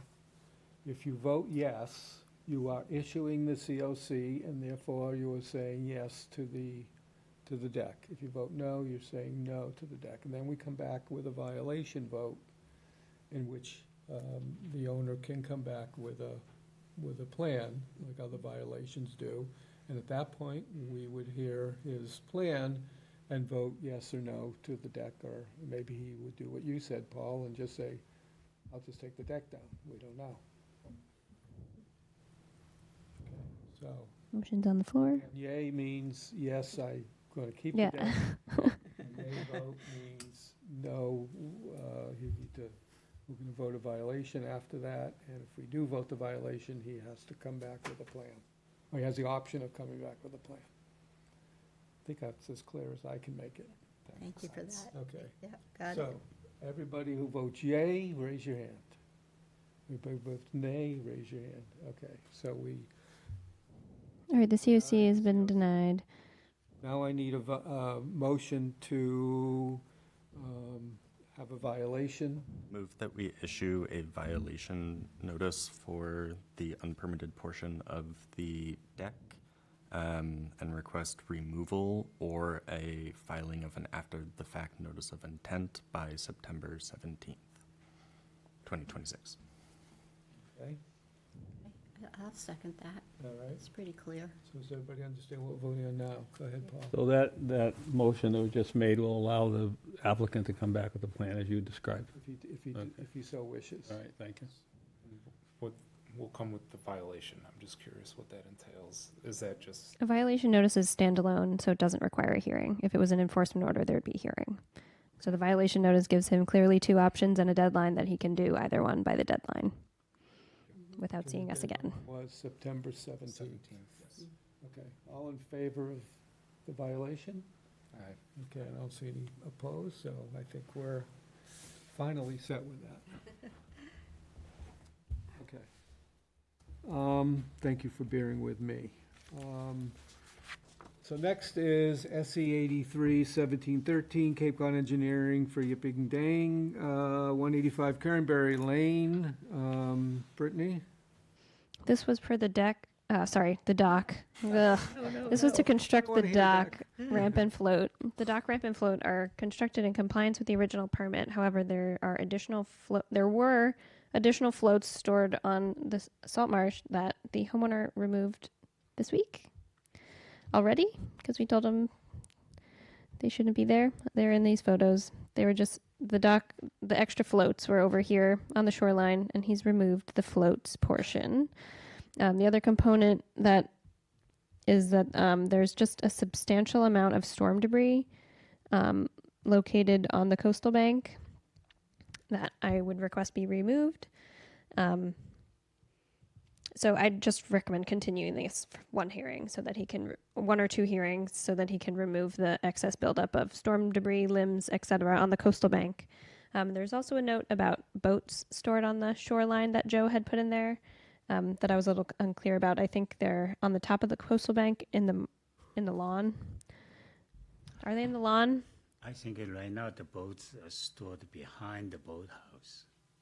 That's always the case. And is it? Yeah, yeah. So this is like the top of the coastal bank. Are they on the slope at all, or are they at the flat part of the lawn? I think it's flat, more or less flat. The whole thing has a little slope. Okay. This place, and people walk by. Okay. Yeah. So as long as these are the floats that you've moved upland, right? Yeah. Those are gone. Yeah. And then just to be clear, those have to be stored upland all the time. But yeah, so I just recommend continuing this for one or two hearings, however long you think you need to remove that pile of brush on the slope. That's like here. Yeah, we're gonna remove the brush. Yeah. But for the boats, I don't know where to store I them. think the boats are okay where they are. Maybe just Hop Frog, that first one that's closest to the slope to the back. so he has to Leapfrog. remove storm debris that was blown in by a storm? No, it looked like it was dumped. So it was just. It was there because of this, it was moved there. So because of somebody the storm. placed it there. Right. Okay. Yeah. Understood.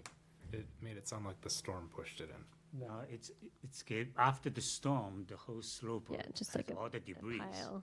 So I have a choice: pull all those things all the way uphill, Yep. or just put it here. My intention is hopefully those will help the Bank stabilized. banks. Yeah. But the expert told me that's not the way it is. Yeah. Sorry. No, My intention was, hey, have some organic stuff going. Okay. Okay, so I Any- need a motion to, when, would that be August 20th? How long do you think you need to clean that up?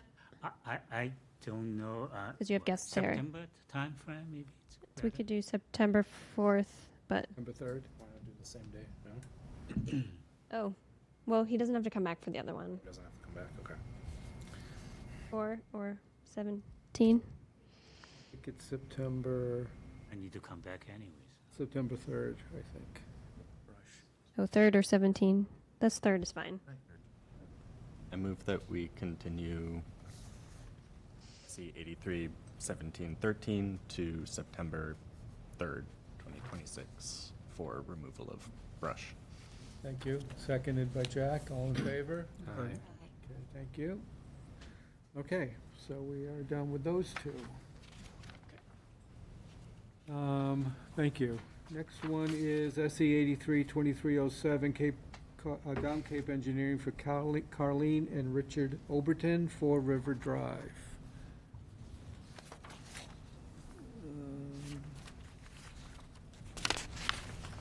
Brittany? Oh, do I have to sign anything for Cranberry? No. I have to sign the first one for Cranberry? Dan, this is you. Do you need anything from me? Yeah, I think so. Sorry. Right before you go to that, do I have to sign anything for Cranberry? No. No, neither one. Neither, okay. Thank you. Now I'm ready.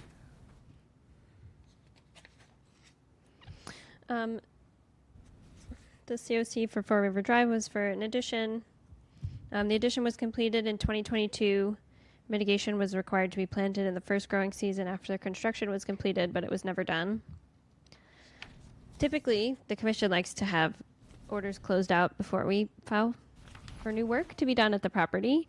They have a notice of intent in a minute for a pool, which includes the original mitigation to be planted. I would probably be inclined to continue this certificate of compliance until the mitigation is installed. Probably this season, so that would be October 15th. Yeah. Would that prevent us from hearing the other? It wouldn't prevent you from hearing the other project. I don't see a reason to issue the COC when 0 plants are installed as the mitigation. I would just wait until they're at least installed, and then if you decide to permit the pool project, you can monitor them under the new project. But I don't see the reason to approve something that the planting was never done. Okay, so clearly the mitigation wasn't done, and so we want to, the idea is to move it to recommend continuing till October 15th so they can put the mitigation in and then come back to us. Is that mitigation what is shown on your plan that shows the additional pool? Yeah. Yes, it's broken out as a separate line item. Yep, Right, it's so there. it just, yeah, so it's all there, okay. Okay. So do I hear a motion to continue to October 15th? Jack, second? Second? Second, all in favor? Aye. Anybody opposed? No. So do I sign something for that? So happy you're here to tell me. Are we jumping right to the pool one? No, we're gonna No, go I didn't mean by to, no, order. I was just saying, yeah. Next one is SE 83-2438, Down Cape Engineering for Michael Dodd, 158 Pleasant Street. To my notes. This is a COC for a pier expansion and float reconfiguration. The site visit showed everything was in order. Some additional plans were put in some bare areas. I'd recommend issuance of the COC with ongoing conditions 12, 18, and 19, which include that the boats can't be stored on the marsh. Okay. So, do I hear So moved. so moved? Seconded. Jack? Sorry, Brad. Okay, all in favor? Aye. Aye. Anybody opposed? Okay. Great, appreciate that. Michael Dodd was here just in case, so he appreciates it very much. And we also moved that Osprey pole that was after the season, that was successful, so good project, thank you. Okay, next one is notice of intent. SE 83-2545, Down Cape Engineering for Carlene and Richard Oberton, 4 River Drive, proposed in-ground pool and riverfront area, land subject to coastal storm flooding. and the buffer zone to a coastal bank. And there's that. Get some green cards.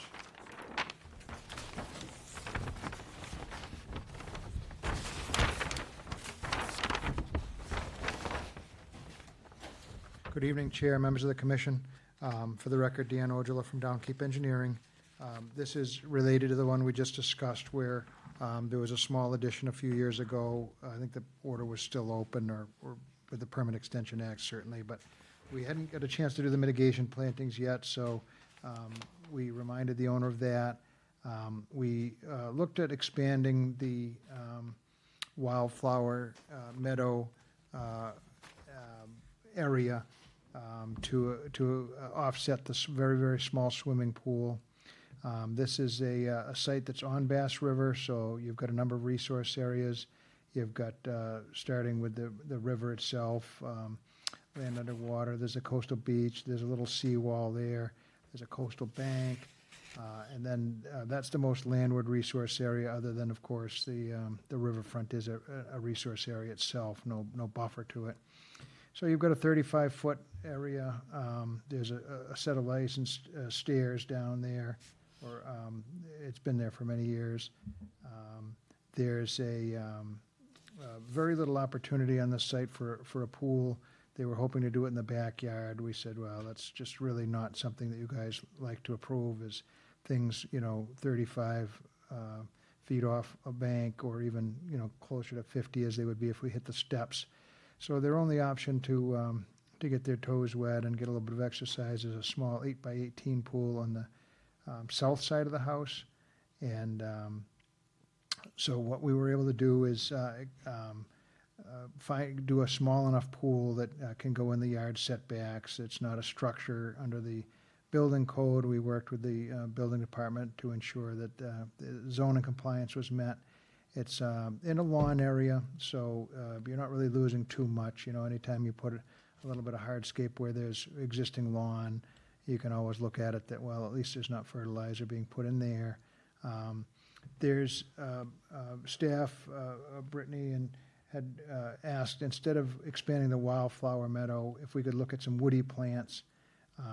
We do love the wildflower meadow for the pollinators, and that's the 1,000 square foot of sort of the pluses that are on the sign, on the plan. And then, so behind that, we introduced and changed it to pasture rose, low bush blueberry, St. John's wort, sweet fern, and inkberry. And Andrew Garley from my office worked out the coastal plantings at the correct spacing. So that was put on the plan. And per your current guidelines, we put rocks to mark the mitigation plantings, 10 foot on center. And in that manner, carefully delineate so that there's a no-mow zone. With the woody growth especially, there shouldn't be a problem. The wildflower meadow, sometimes you do an annual mowing in the fall just to knock down the woody growth. So I don't think it's a hugely controversial. I think you're getting a nice benefit. You can look at a ratio of 550 square foot of mitigation where 540 is required, and of course that's a multiple of the hardscape. So the riverfront will be improved nicely. It's a house which predated the act. We checked the number of square footage that have been put in there, including the pool, would be about 3,000. The act talks about 5,000, or at least enough to get a 3-bedroom house with a septic in the driveway. There's an exception for doing the best you can with what you have in the riverfront. The DEP didn't comment on it, so I think it would pass muster. Again, it's a tiny, teensy little pool in an existing lawn area, and you're getting an additional 551 square foot of mitigation, bringing the total up to 1,500 feet of riverfront being restored in total. Again, that I don't mean to double count it. We did get a small addition earlier, but clearly for the work that's proposed, you're getting a good 2 multiple and some woody plants as well per staff's recommendation. So again, it's against the river, it's a developed area, it's pulling back and quite a ways from that's more than 50 feet from the top of the bank, which is a stable bank. Again, there's a seawall that protects the toe to keep it from slumping. Be glad to answer any questions if you have them. Thank you. Anybody have any questions, Paul? Yeah. It is a small pool. There's two things. There's a big tree right near where the pool is going to, or proposed to go. Is the installation of the pool going to necessitate the removal of that tree, or do you think it'll damage the tree at all, the root system? We're hopeful that no, we didn't mark either of those for removal. They're plotted on the plan on either side. I see them. Yeah, we're hopeful we can tuck that right in there. It's only 4 foot deep, so 3'8", so I think we can do it without damaging those trees. Okay, second question is there going to be a little walkway around the pool? Not really. It's just an auto cover, so there's a coping. Okay. So you wouldn't really call it a walkway. Okay, and the final question I have anyway is so the land slopes down to towards Bass River Road. They have marked on it. You're going to have to put a little bit of fill in there. Well, what we'll do is just leave the edge of the pool up. It's almost like a precast bottom half of a septic tank that you just set in there. So you'll have a little reveal on that. That's how they do them. Okay, thank you. Anybody else? Oh, just a quick one. In regard to the mitigation, could you explain the comment, irrigation system to be maintained for establishing meadow and maintenance during drought periods? What is the extent of the, plan-wise, what is the irrigated area? So that would just be, you have a regulation against doing lawns, but you do allow irrigation for plants. So that would be a drip line along the existing, a drip line, a temporary irrigation system, which you guys generally do allow. You know, newly planted plants really need some attention, and if you're not watering them diligently, they'll die. So that would just be a drip line run in a pattern through the wildflower meadow and the woody plants, and would be temporary in nature. Once that's well established, again, the wildflower meadows are pretty hardy, and as well as the coastal shrubs, which are chosen fairly drought tolerant. So we'd expect after a few growing seasons to be able to strip that out. Got it. Thank you. Anybody else, I Patrick? have just two minor ones. One, I appreciate you putting it on the side of the house and not having us have to say, don't put it in the 35. And then if you could reduce the spacing of the stone markers to every 5 feet, I think that'd be a little bit better at demarcating the mitigation areas.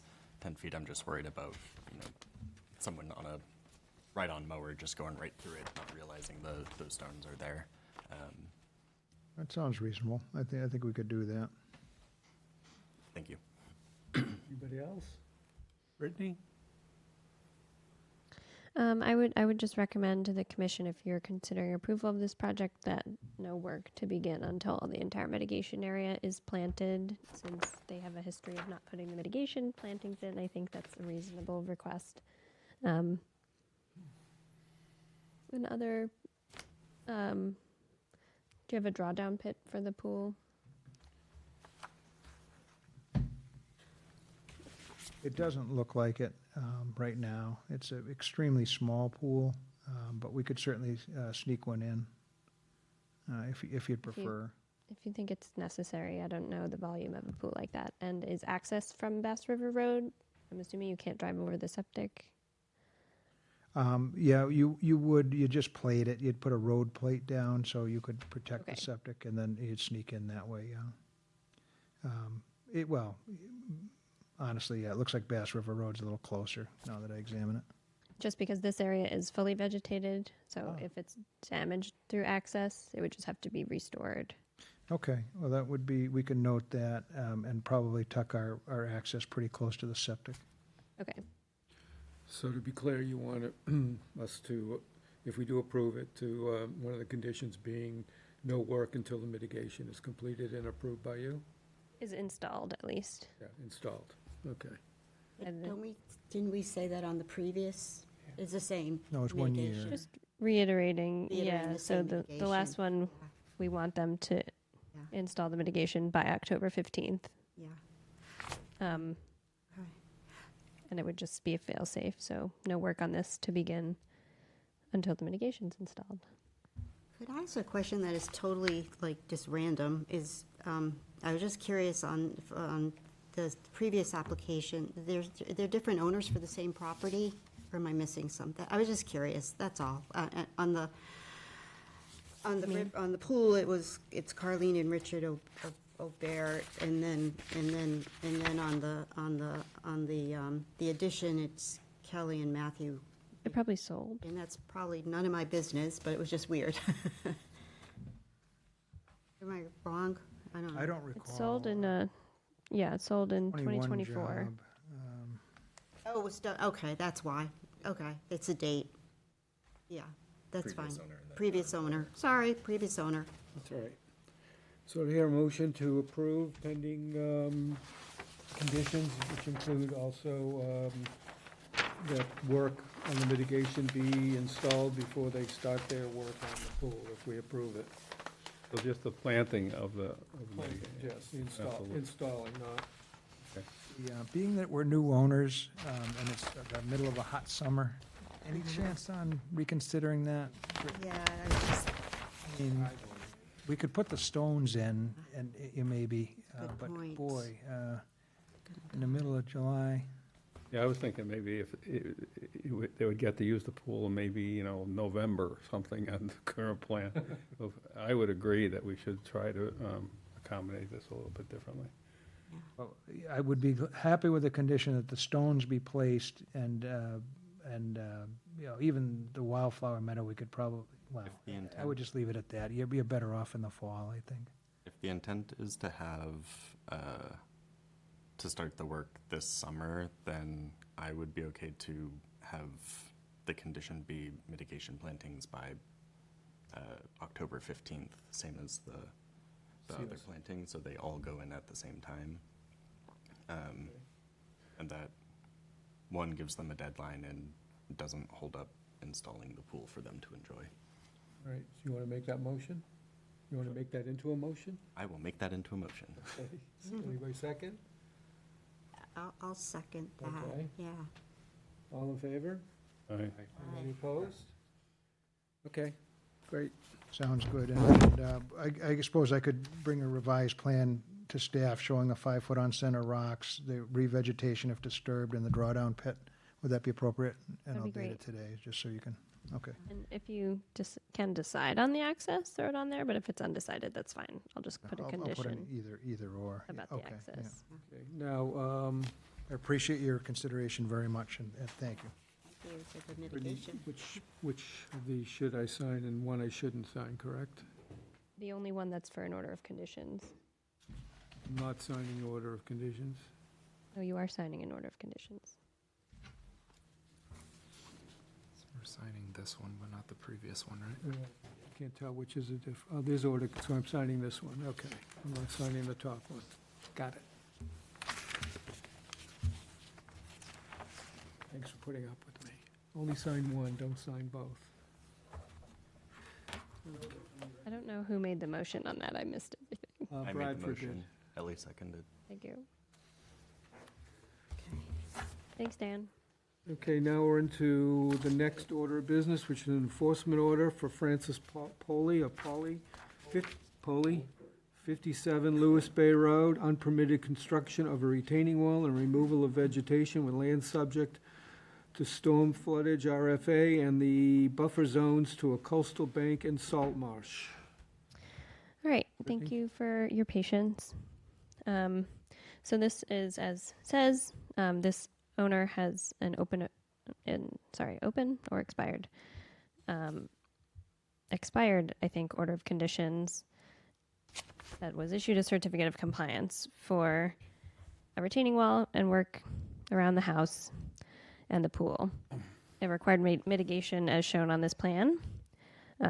The retaining wall, as I understand it, was failing, so the homeowner decided to redo it without permitting. But so the prior required mitigation area has been destroyed. Some fill was added and a new wall was installed along with a little parking area, I think maybe was earlier. The homeowner has been very cooperative, thank you. But so there's a draft enforcement order in the Laserfiche, which has been down, so I don't know if you've been able to look at it. So the draft enforcement order requires a new surveyed plan showing existing conditions along with a revised mitigation plan, allowing them to use the original mitigation and expanding on it for the additional work done. It would have to be updated by a professional, but he seemed willing to plant this area down here and wherever else is available to attempt to permit the new retaining wall. And that would be deadline September 3rd to review back by the commission, because we don't know exactly what buffer zone the wall is in right now, which is what the as-built site plan would be for. And with very hopeful planting by October 15th, but with ordering plants by the early September, it may not be available by then. So that's the enforcement order would require a new surveyed plan and a restoration plan, knowing that the wall may be within the 50-foot buffer. I'm sorry, here's that near map of the original wall that skirted the 50 and then the new wall at a right angle. And this is all the 50-foot buffer to a coastal bank and riverfront area. So the old wall was curved and the new wall is right angle? Yeah. Okay. So, hi, I'm Frank Poli, best for last. So originally, when I looked at some of even on that mitigation plan, you notice when on the mitigation plan, the pool's an oval. The pool, actually, as you could see in the true picture, is a rectangle, and so, but the wall was curved and the one corner was very close, and the wall was kind of failing because it wasn't done right, and the retaining wall should have mirrored the rectangle of the pool. So that was recommended to square it up to have an equidistant in terms of water drainage and everything like that. So anyway, so that's how they did it. I mean, the wall's the same where it hits the house and where it touches on the other side. They just squared off the corner. And as you can see from the, if you want to look at the picture of the round, wall, you could see that it was a decade ago when we put the mitigation in, and you could see that it already burned out. If you see that like burned out area, there's no water or down there, anything like that. So the cedars the cedars lived that we put, but all the smaller, I don't have the right terms for them, but the smaller flora and vegetation kind of just burned out. So we're more than happy. Look, I want to plant back there again. To fix the wall, to sit it correctly, those blocks are 2,200 pounds, and so they needed to have a big, backhoe type things to go to move them, to set them correctly and all of that.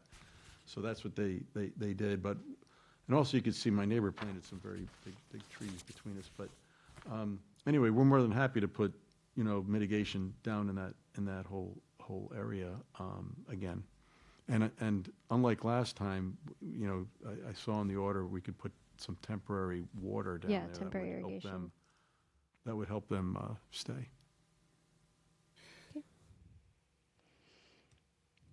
So the only thing that we would require an updated survey of the site so that we know exactly where the wall is. Yeah, definitely I'll do that. I already talked to people from Blue Flax and Okay. Teresa and Nick Crawford. They Okay. came over to the house already. They're going to give me Excellent. a proposal to handle this. And I don't know if they do the other thing to get, would you call it an They're not as-built? surveyors, but they all work with surveyors that they could connect you with. You write up the things that I need to get? Yeah, after the commission votes, make sure we answer any questions they have. It'll be exactly in writing what you need to do to give to them. Okay. Is that a picture, or is that from the? This is near map. Can you go to this, I can open your map and do that. Just-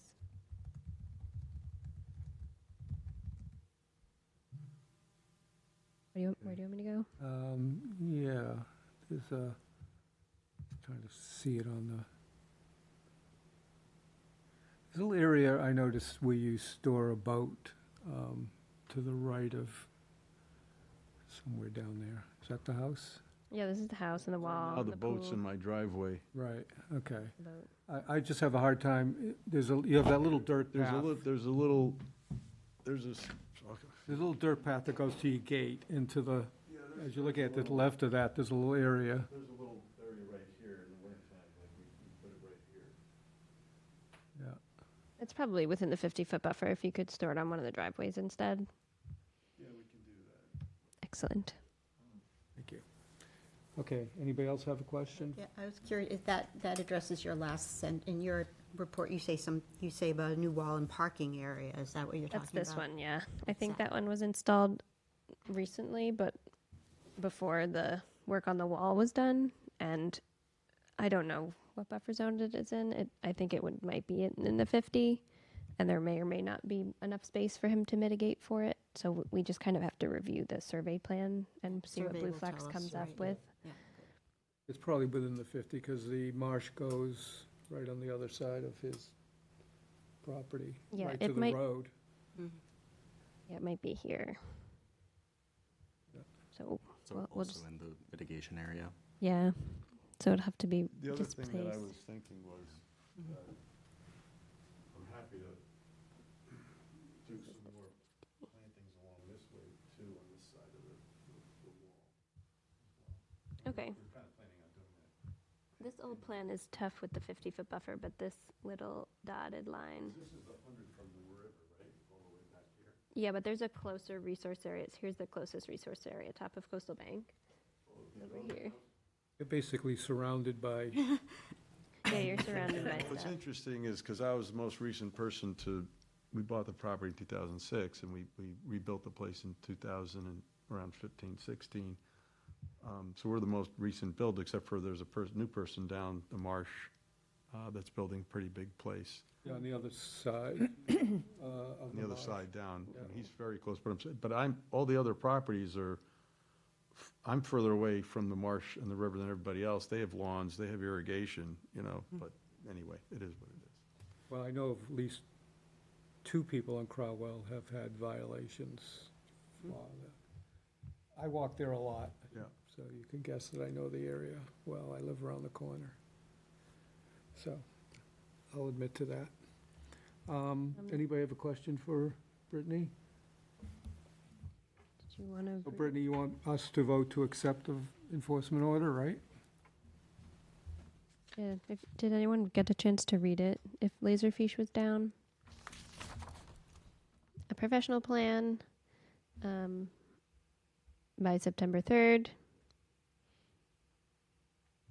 It's kind of planting by October 15th.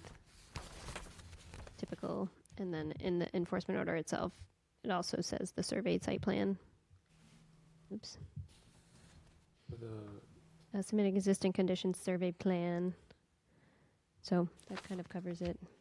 For the mitigation, do we know what we required the last time or what was planted last time, just to kind of avoid, I guess, having the same? Yeah, in that area, I said they could just use this plan and revise it or expand upon it. He's got 2 ecological restoration companies gonna work on it, or one of them, obviously. They could change it. They don't have to go with what was originally there. I just gave it as an option in case they didn't want to rework everything. The area of the mitigation area should equal what was previously. Yeah, or it probably needs to exceed it because there's that little corner that Yes. goes in. Yeah, that's Yeah. why I suggested we could go down Yeah, and maybe side or. And also maybe the top, because the driveway is going to be here now. It may not be able to stay the driveway, but we'll have to see about the space available at the property when we get the survey plan. You mentioned the survey, but I just want to make sure you've got like a trifecta here. You've got the land subject to coastal flooding, the buffer zones, is he gonna indicate all of those three things? Everything has to be All updated of on the it, survey. all of it? Yeah. Yeah, The most landward resource area is the coastal bank.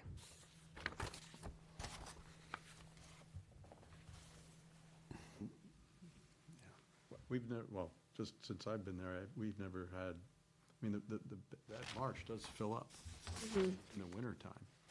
It's tidal, too. Tidal, but it's never come, our property's a little higher. Yeah, the flood zone is the 100-year flood zone, so you really hope to never see that. As we all do. yeah, you don't want that. So, can I hear a motion to accept the enforcement order, or issue the enforcement order? Ratify, yeah. So moved. So moved, second? Second, Okay, get that? Bradford Ellie? what, by October 15th? All in favor? All right. Anybody opposed? Thank you. And thank you for being cooperative, too. Oh, you might, Wait, hope we have a course. rainy fall. I did, You can wave to me when I walk by. I did talk to, and I guess I talked to the wrong people. I did talk to the building folks and other folks about, hey, I need to repair my wall and do stuff, and they said, they kind of gave me the thumbs up, so I did try. Is the wall less than 4 feet tall? Is the wall less than 4 feet tall?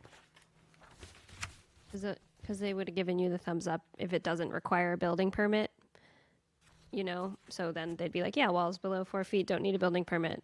Yeah, I don't So- think it is. Sometimes we don't get a chance to review everything, because if you had filed a building permit, it would have flagged me automatically, so, Okay, thank you.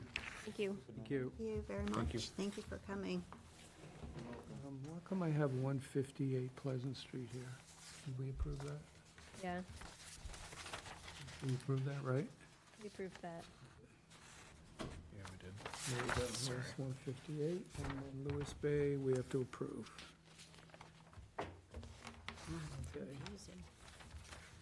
There you go. I think I did it all. There are lots of little loose letters here I just put in here, okay?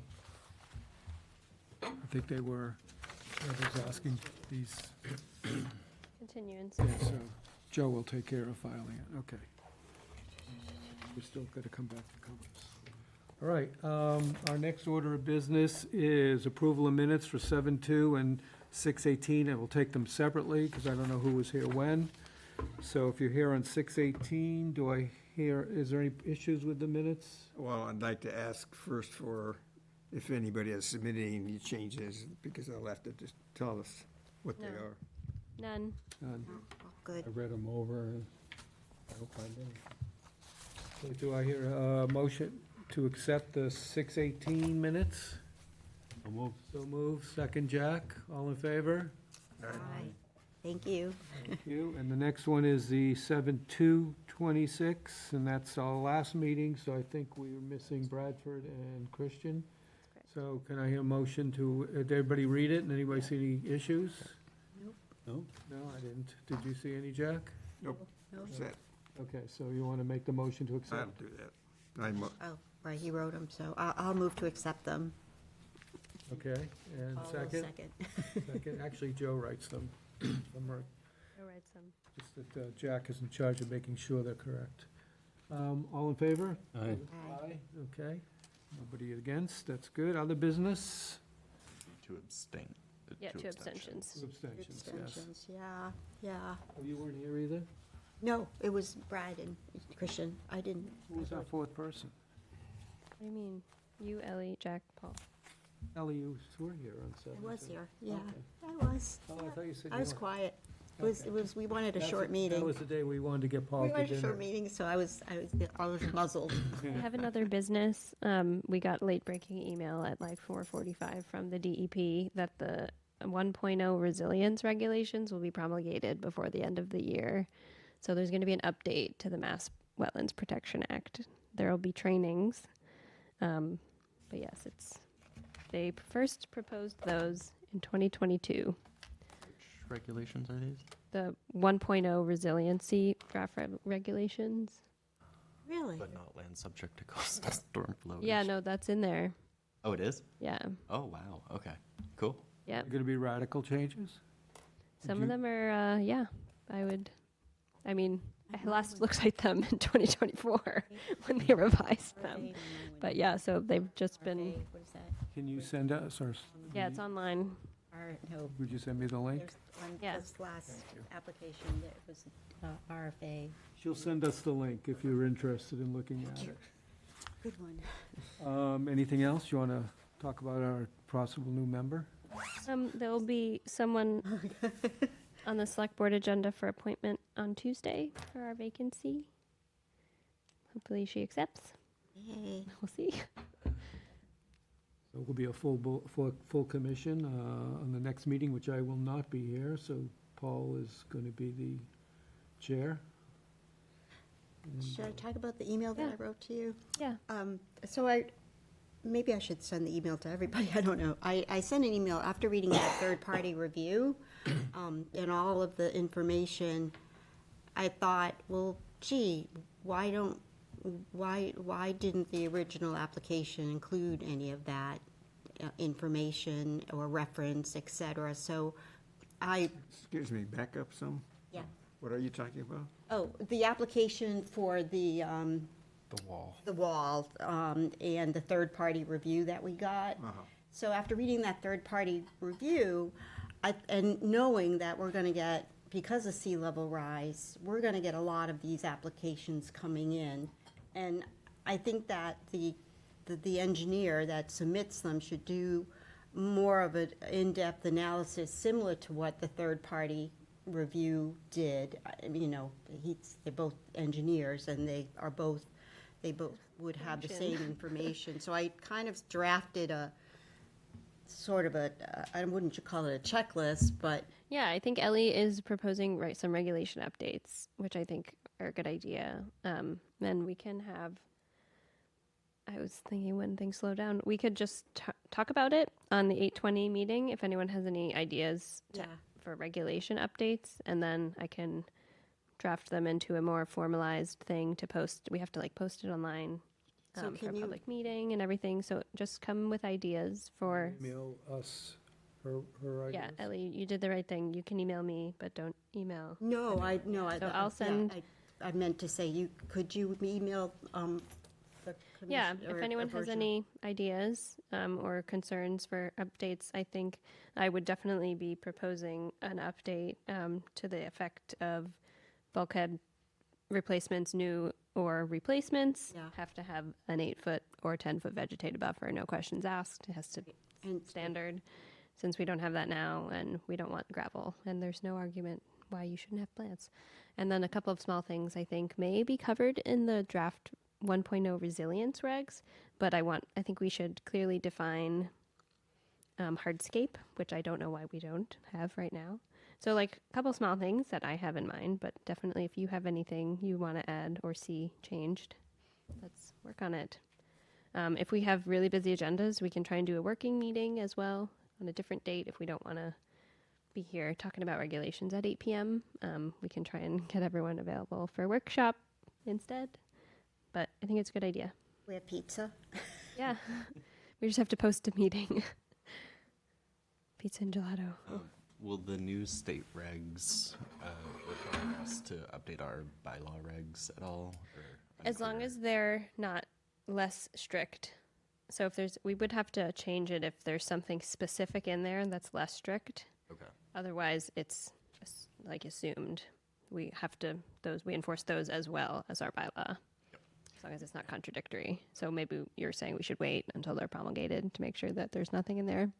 But we could start drafting. Yeah, unless they have draft ones posted. That They have draft ones posted. Post of and They start- usually post proposed I regulations. used their draft ones for land subject 2 for ours, and I made ours stricter based on the Cape Cod Commission draft ones, so we should be okay there. But I can should double check. She's going to send us a link. Okay, great. And you don't know timeline for any of this to become real. This is the first update we've gotten in 4 years, so no, I don't know a timeline, but it says clearly When did it say public? Says expect promulgation in 2026. So Okay. Wasn't there something, go further down, wasn't there something about public comment sessions? no, that's all over. Oh, okay. It's all toast. Go to the first part about the air quality. Does it go through what? The particles through Thursday. Today was very clear, though. Today was better than Until about Wow, this is 2:30. big. Really? Yeah. Yeah, okay. I was driving back from Sandwich at 2:30, and I said, oh, look, it's bad again. Yeah, it's only sensitive groups still right now, not. Oops. Unbelievable. Yeah. Yeah. All right, that's all my other business. Okay, anybody else have business? Yeah, Yes. just a couple of comments in tonight's hearings. A couple of things, I'm going to reference one, but I'm not going to talk specifically about it. I don't think we're able to do that. But the application type was listed as an NOI, but then there was further information put in there by Brittany about how we could recommend a violation notice, okay? And again, I expressed some concern about things getting kind of muddled, and it's probably more me than anybody else. But it is a little unclear sometimes which way we're going with certain things. Because then, like in one, maybe one of the last things we considered was a violation notice. And to me, there were parallels between what happened in that particular violation notice and the one that was discussed earlier. And I don't mean to be confusing myself, but it was on Cranberry. So you know, a combination of things, you know, I mean, I know that there's a lot to deal with, I guess, and there's a lot of intricacies in terms of how things proceed. But, and then coupled with the fact that, you know, I do have my hearing aids on today, but I still have difficult time hearing down that end of the table, and so things are missing sometimes. I don't know. Some. You'd like us to talk louder. I would like you to talk louder, but also it's like we take things, it's almost like out of context sometimes, you know, and I'm not understanding the whole context of what is being discussed. And maybe that's erroneous, but it just seems like it took a while to understand what the heck was happening in that particular, in one of the cases, and how it conflicted with one of the last decisions we make, which was a clear violation and the way that proceeded. So I think part of the problem is that we don't discuss, we talk about workshop opportunities, but we don't do them, okay?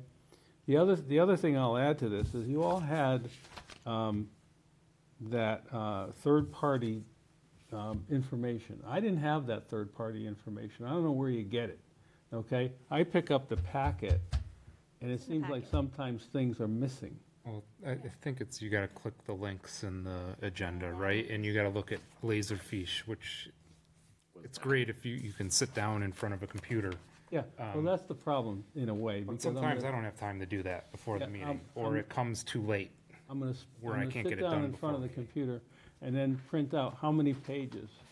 You know, I mean, I think, you know, I look around sometimes, where do these people get these things? Well, I didn't remember getting a These were in the packets. I didn't get it. No, it Get wasn't. No, it wasn't in, it It wasn't wasn't in the in my packet. packet, but you called it, and you're right, I mean, you, I don't know if I would have, you called attention to it in your administrative report, and that's got me back to the computer to download it. Otherwise, I don't, It wasn't in the packet. yeah, Yeah, it was in the packet, but that was probably, but that, what you're referring, that was a really confusing application, you know, finding a violation after the fact when you're just about complete with the original application. That, I mean, that doesn't happen very often, does it? And I also want to point Really? out, the last thing wasn't a violation, it was an enforcement order, It was labeled as a violation. not on the agenda. On the agenda, it says enforcement. yeah, that's just a There's a category. difference. Okay. I'm not All going to right. print out everything for the packet. right. Okay. That's fine. But I understand what you're saying about the. Providing the stuff for the packet, right? Yeah, they provide it, and I mean, but like for a COC, there's nothing in your packet, but it's kind of, you have to look at it online. Yeah. Yeah, I had a hard time getting to Do my the, best, but it's not, I mean, I work a job full-time, I can't, you know, Same. I get these I things. can't even get get these. here to get the packet, so I literally have It's to hard. deal with online. It would be, yeah, I don't know, there's gotta be a better way. Maybe attach it to emails or, you know, I don't know. There's gotta be a better way than having to go onto this website each time I come to a meeting. Yeah, that's the portal we have, so there's going to be no alternative to that. But we can have yeah, it's in the links on the agenda. Sorry, guys, I can't the do better agenda, than it's in that. the But Yeah, but the if I applicants have are, it's their responsibility to Like this site, here's all represent a files, clear this site, here's all project. So files. if you don't get that, just continue it. Yeah. I would also say for that specific project, the representative did not do a thorough job in his research. Yeah. So that also majorly confused things as well, because he didn't know what was going on. well, he said he did. Anyway. He said he did, but he didn't. Yeah, but he was also not necessarily hired by this guy. He was doing it as a favor, so I think there's a lot of, Harry was, I think we're talking about different. Yeah, which one are we talking about now? The Cranberry Lane, he was hired for one of the two, but he did all the research, Okay. but he didn't I finish it. thought we were talking about the wall, the steep wall, the one. No. well, the issue is really Keep the going together. laserfish. The laserfish is confusing. That's I think that it's about as well labeled as one could, Yeah. and I don't know how that was set up. Do you know when was it? that's what Ellie? the town uses. I can't use something else. No. What is it? I mean, the document should be there, but maybe we can get an email for each site with all the documents that we That's, need. and that That's cover on- sheet that Joe That's puts on the out, I agenda. guess. On the agenda. So the and- cover sheet, Joe could. But then it takes you to Laserfish or But whatever. you really need to expand the idea of that Do that on cover my sheet, phone I think, While I'm reading stuff. so that we include actually not just what the new thing sent out, but what are pertinent things like those two previous unfilled, you know, things that got approved as COCs. So I think that that's going to be experimental in a sense, that we try to expand that sheet that goes out as a cover sheet and actually goes back and maybe identifies some of these critical papers that, you know, are 3 layers, 4 layers down. I mean, we can do our best. Yeah, no, I think it's a group thing that This we have year, to work At this with you. point, last year, we have more filings we have for the entire year of last year by now. So Joe and I are doing our best. We can expand the cover sheet. We're not getting rid of Laserfish. It's what the town uses. So sorry, you're stuck No, with no, that. I'm not talking about But that. yeah, we can try and add things to the cover sheet and what's needed. I thought Joe was doing that now. Yeah, I mean, he's It made a is, good but then you gotta attempt. go into Laserfish and it's not conductive, like if you're reading things on a phone, because that's the only chance you have to read something. Yeah. You don't have time to sit in front of a computer where it's much easier to navigate. Well, I have a little bit of time, so. If I had more, trust me. Well, and the thing is that we volunteered for this kind of work, You don't so have to we, be- it's kind of in a way can't say, well, with all due respect, we don't have the time, but the thing is, all I want is more clarity in terms of what are the issues or what are all the components of the things we're gonna be talking about? Because they come up, and this is this committee, it's also previous committees, where to me, sometimes all the business happened down that end of the table and you kind of missed things. So I don't know what the solution to that is. How we can be better informed about what will be discussed, because you also have public meeting kinds of constraints and so on. But you do have time to, if you look at things, we get it on a Thursday before, and if you look at everything and you have questions, one-on-one, you can talk to Joe or Brittany. to Yeah, get- but David, the questions don't come up until you look at the stuff and say, okay, I understand what we're gonna be seeing, but then all of these kind of complications come into the picture. You say, what the heck are they talking about, you know? How can I get this information either in this meeting or prior to this meeting, you know? It's just like, I want to participate in some sort of competent way, and I feel like maybe I'm not doing that all the time because I'm missing things. And am I supposed to spend more time on the computer, or am I supposed to do other things? And if I can't succeed in this, I'm going to have to not do this. So we'll see. Again, of course, speaking for myself, but I just want to be able to appear anyway to be competent in dealing with the public, and fair to them, so anyway. This might be silly, and I'm only suggesting this because you mentioned it, that you sometimes can't hear what's going on this side. Is there can I switch seats with Paul, that he's? Well, I'm going to tell you,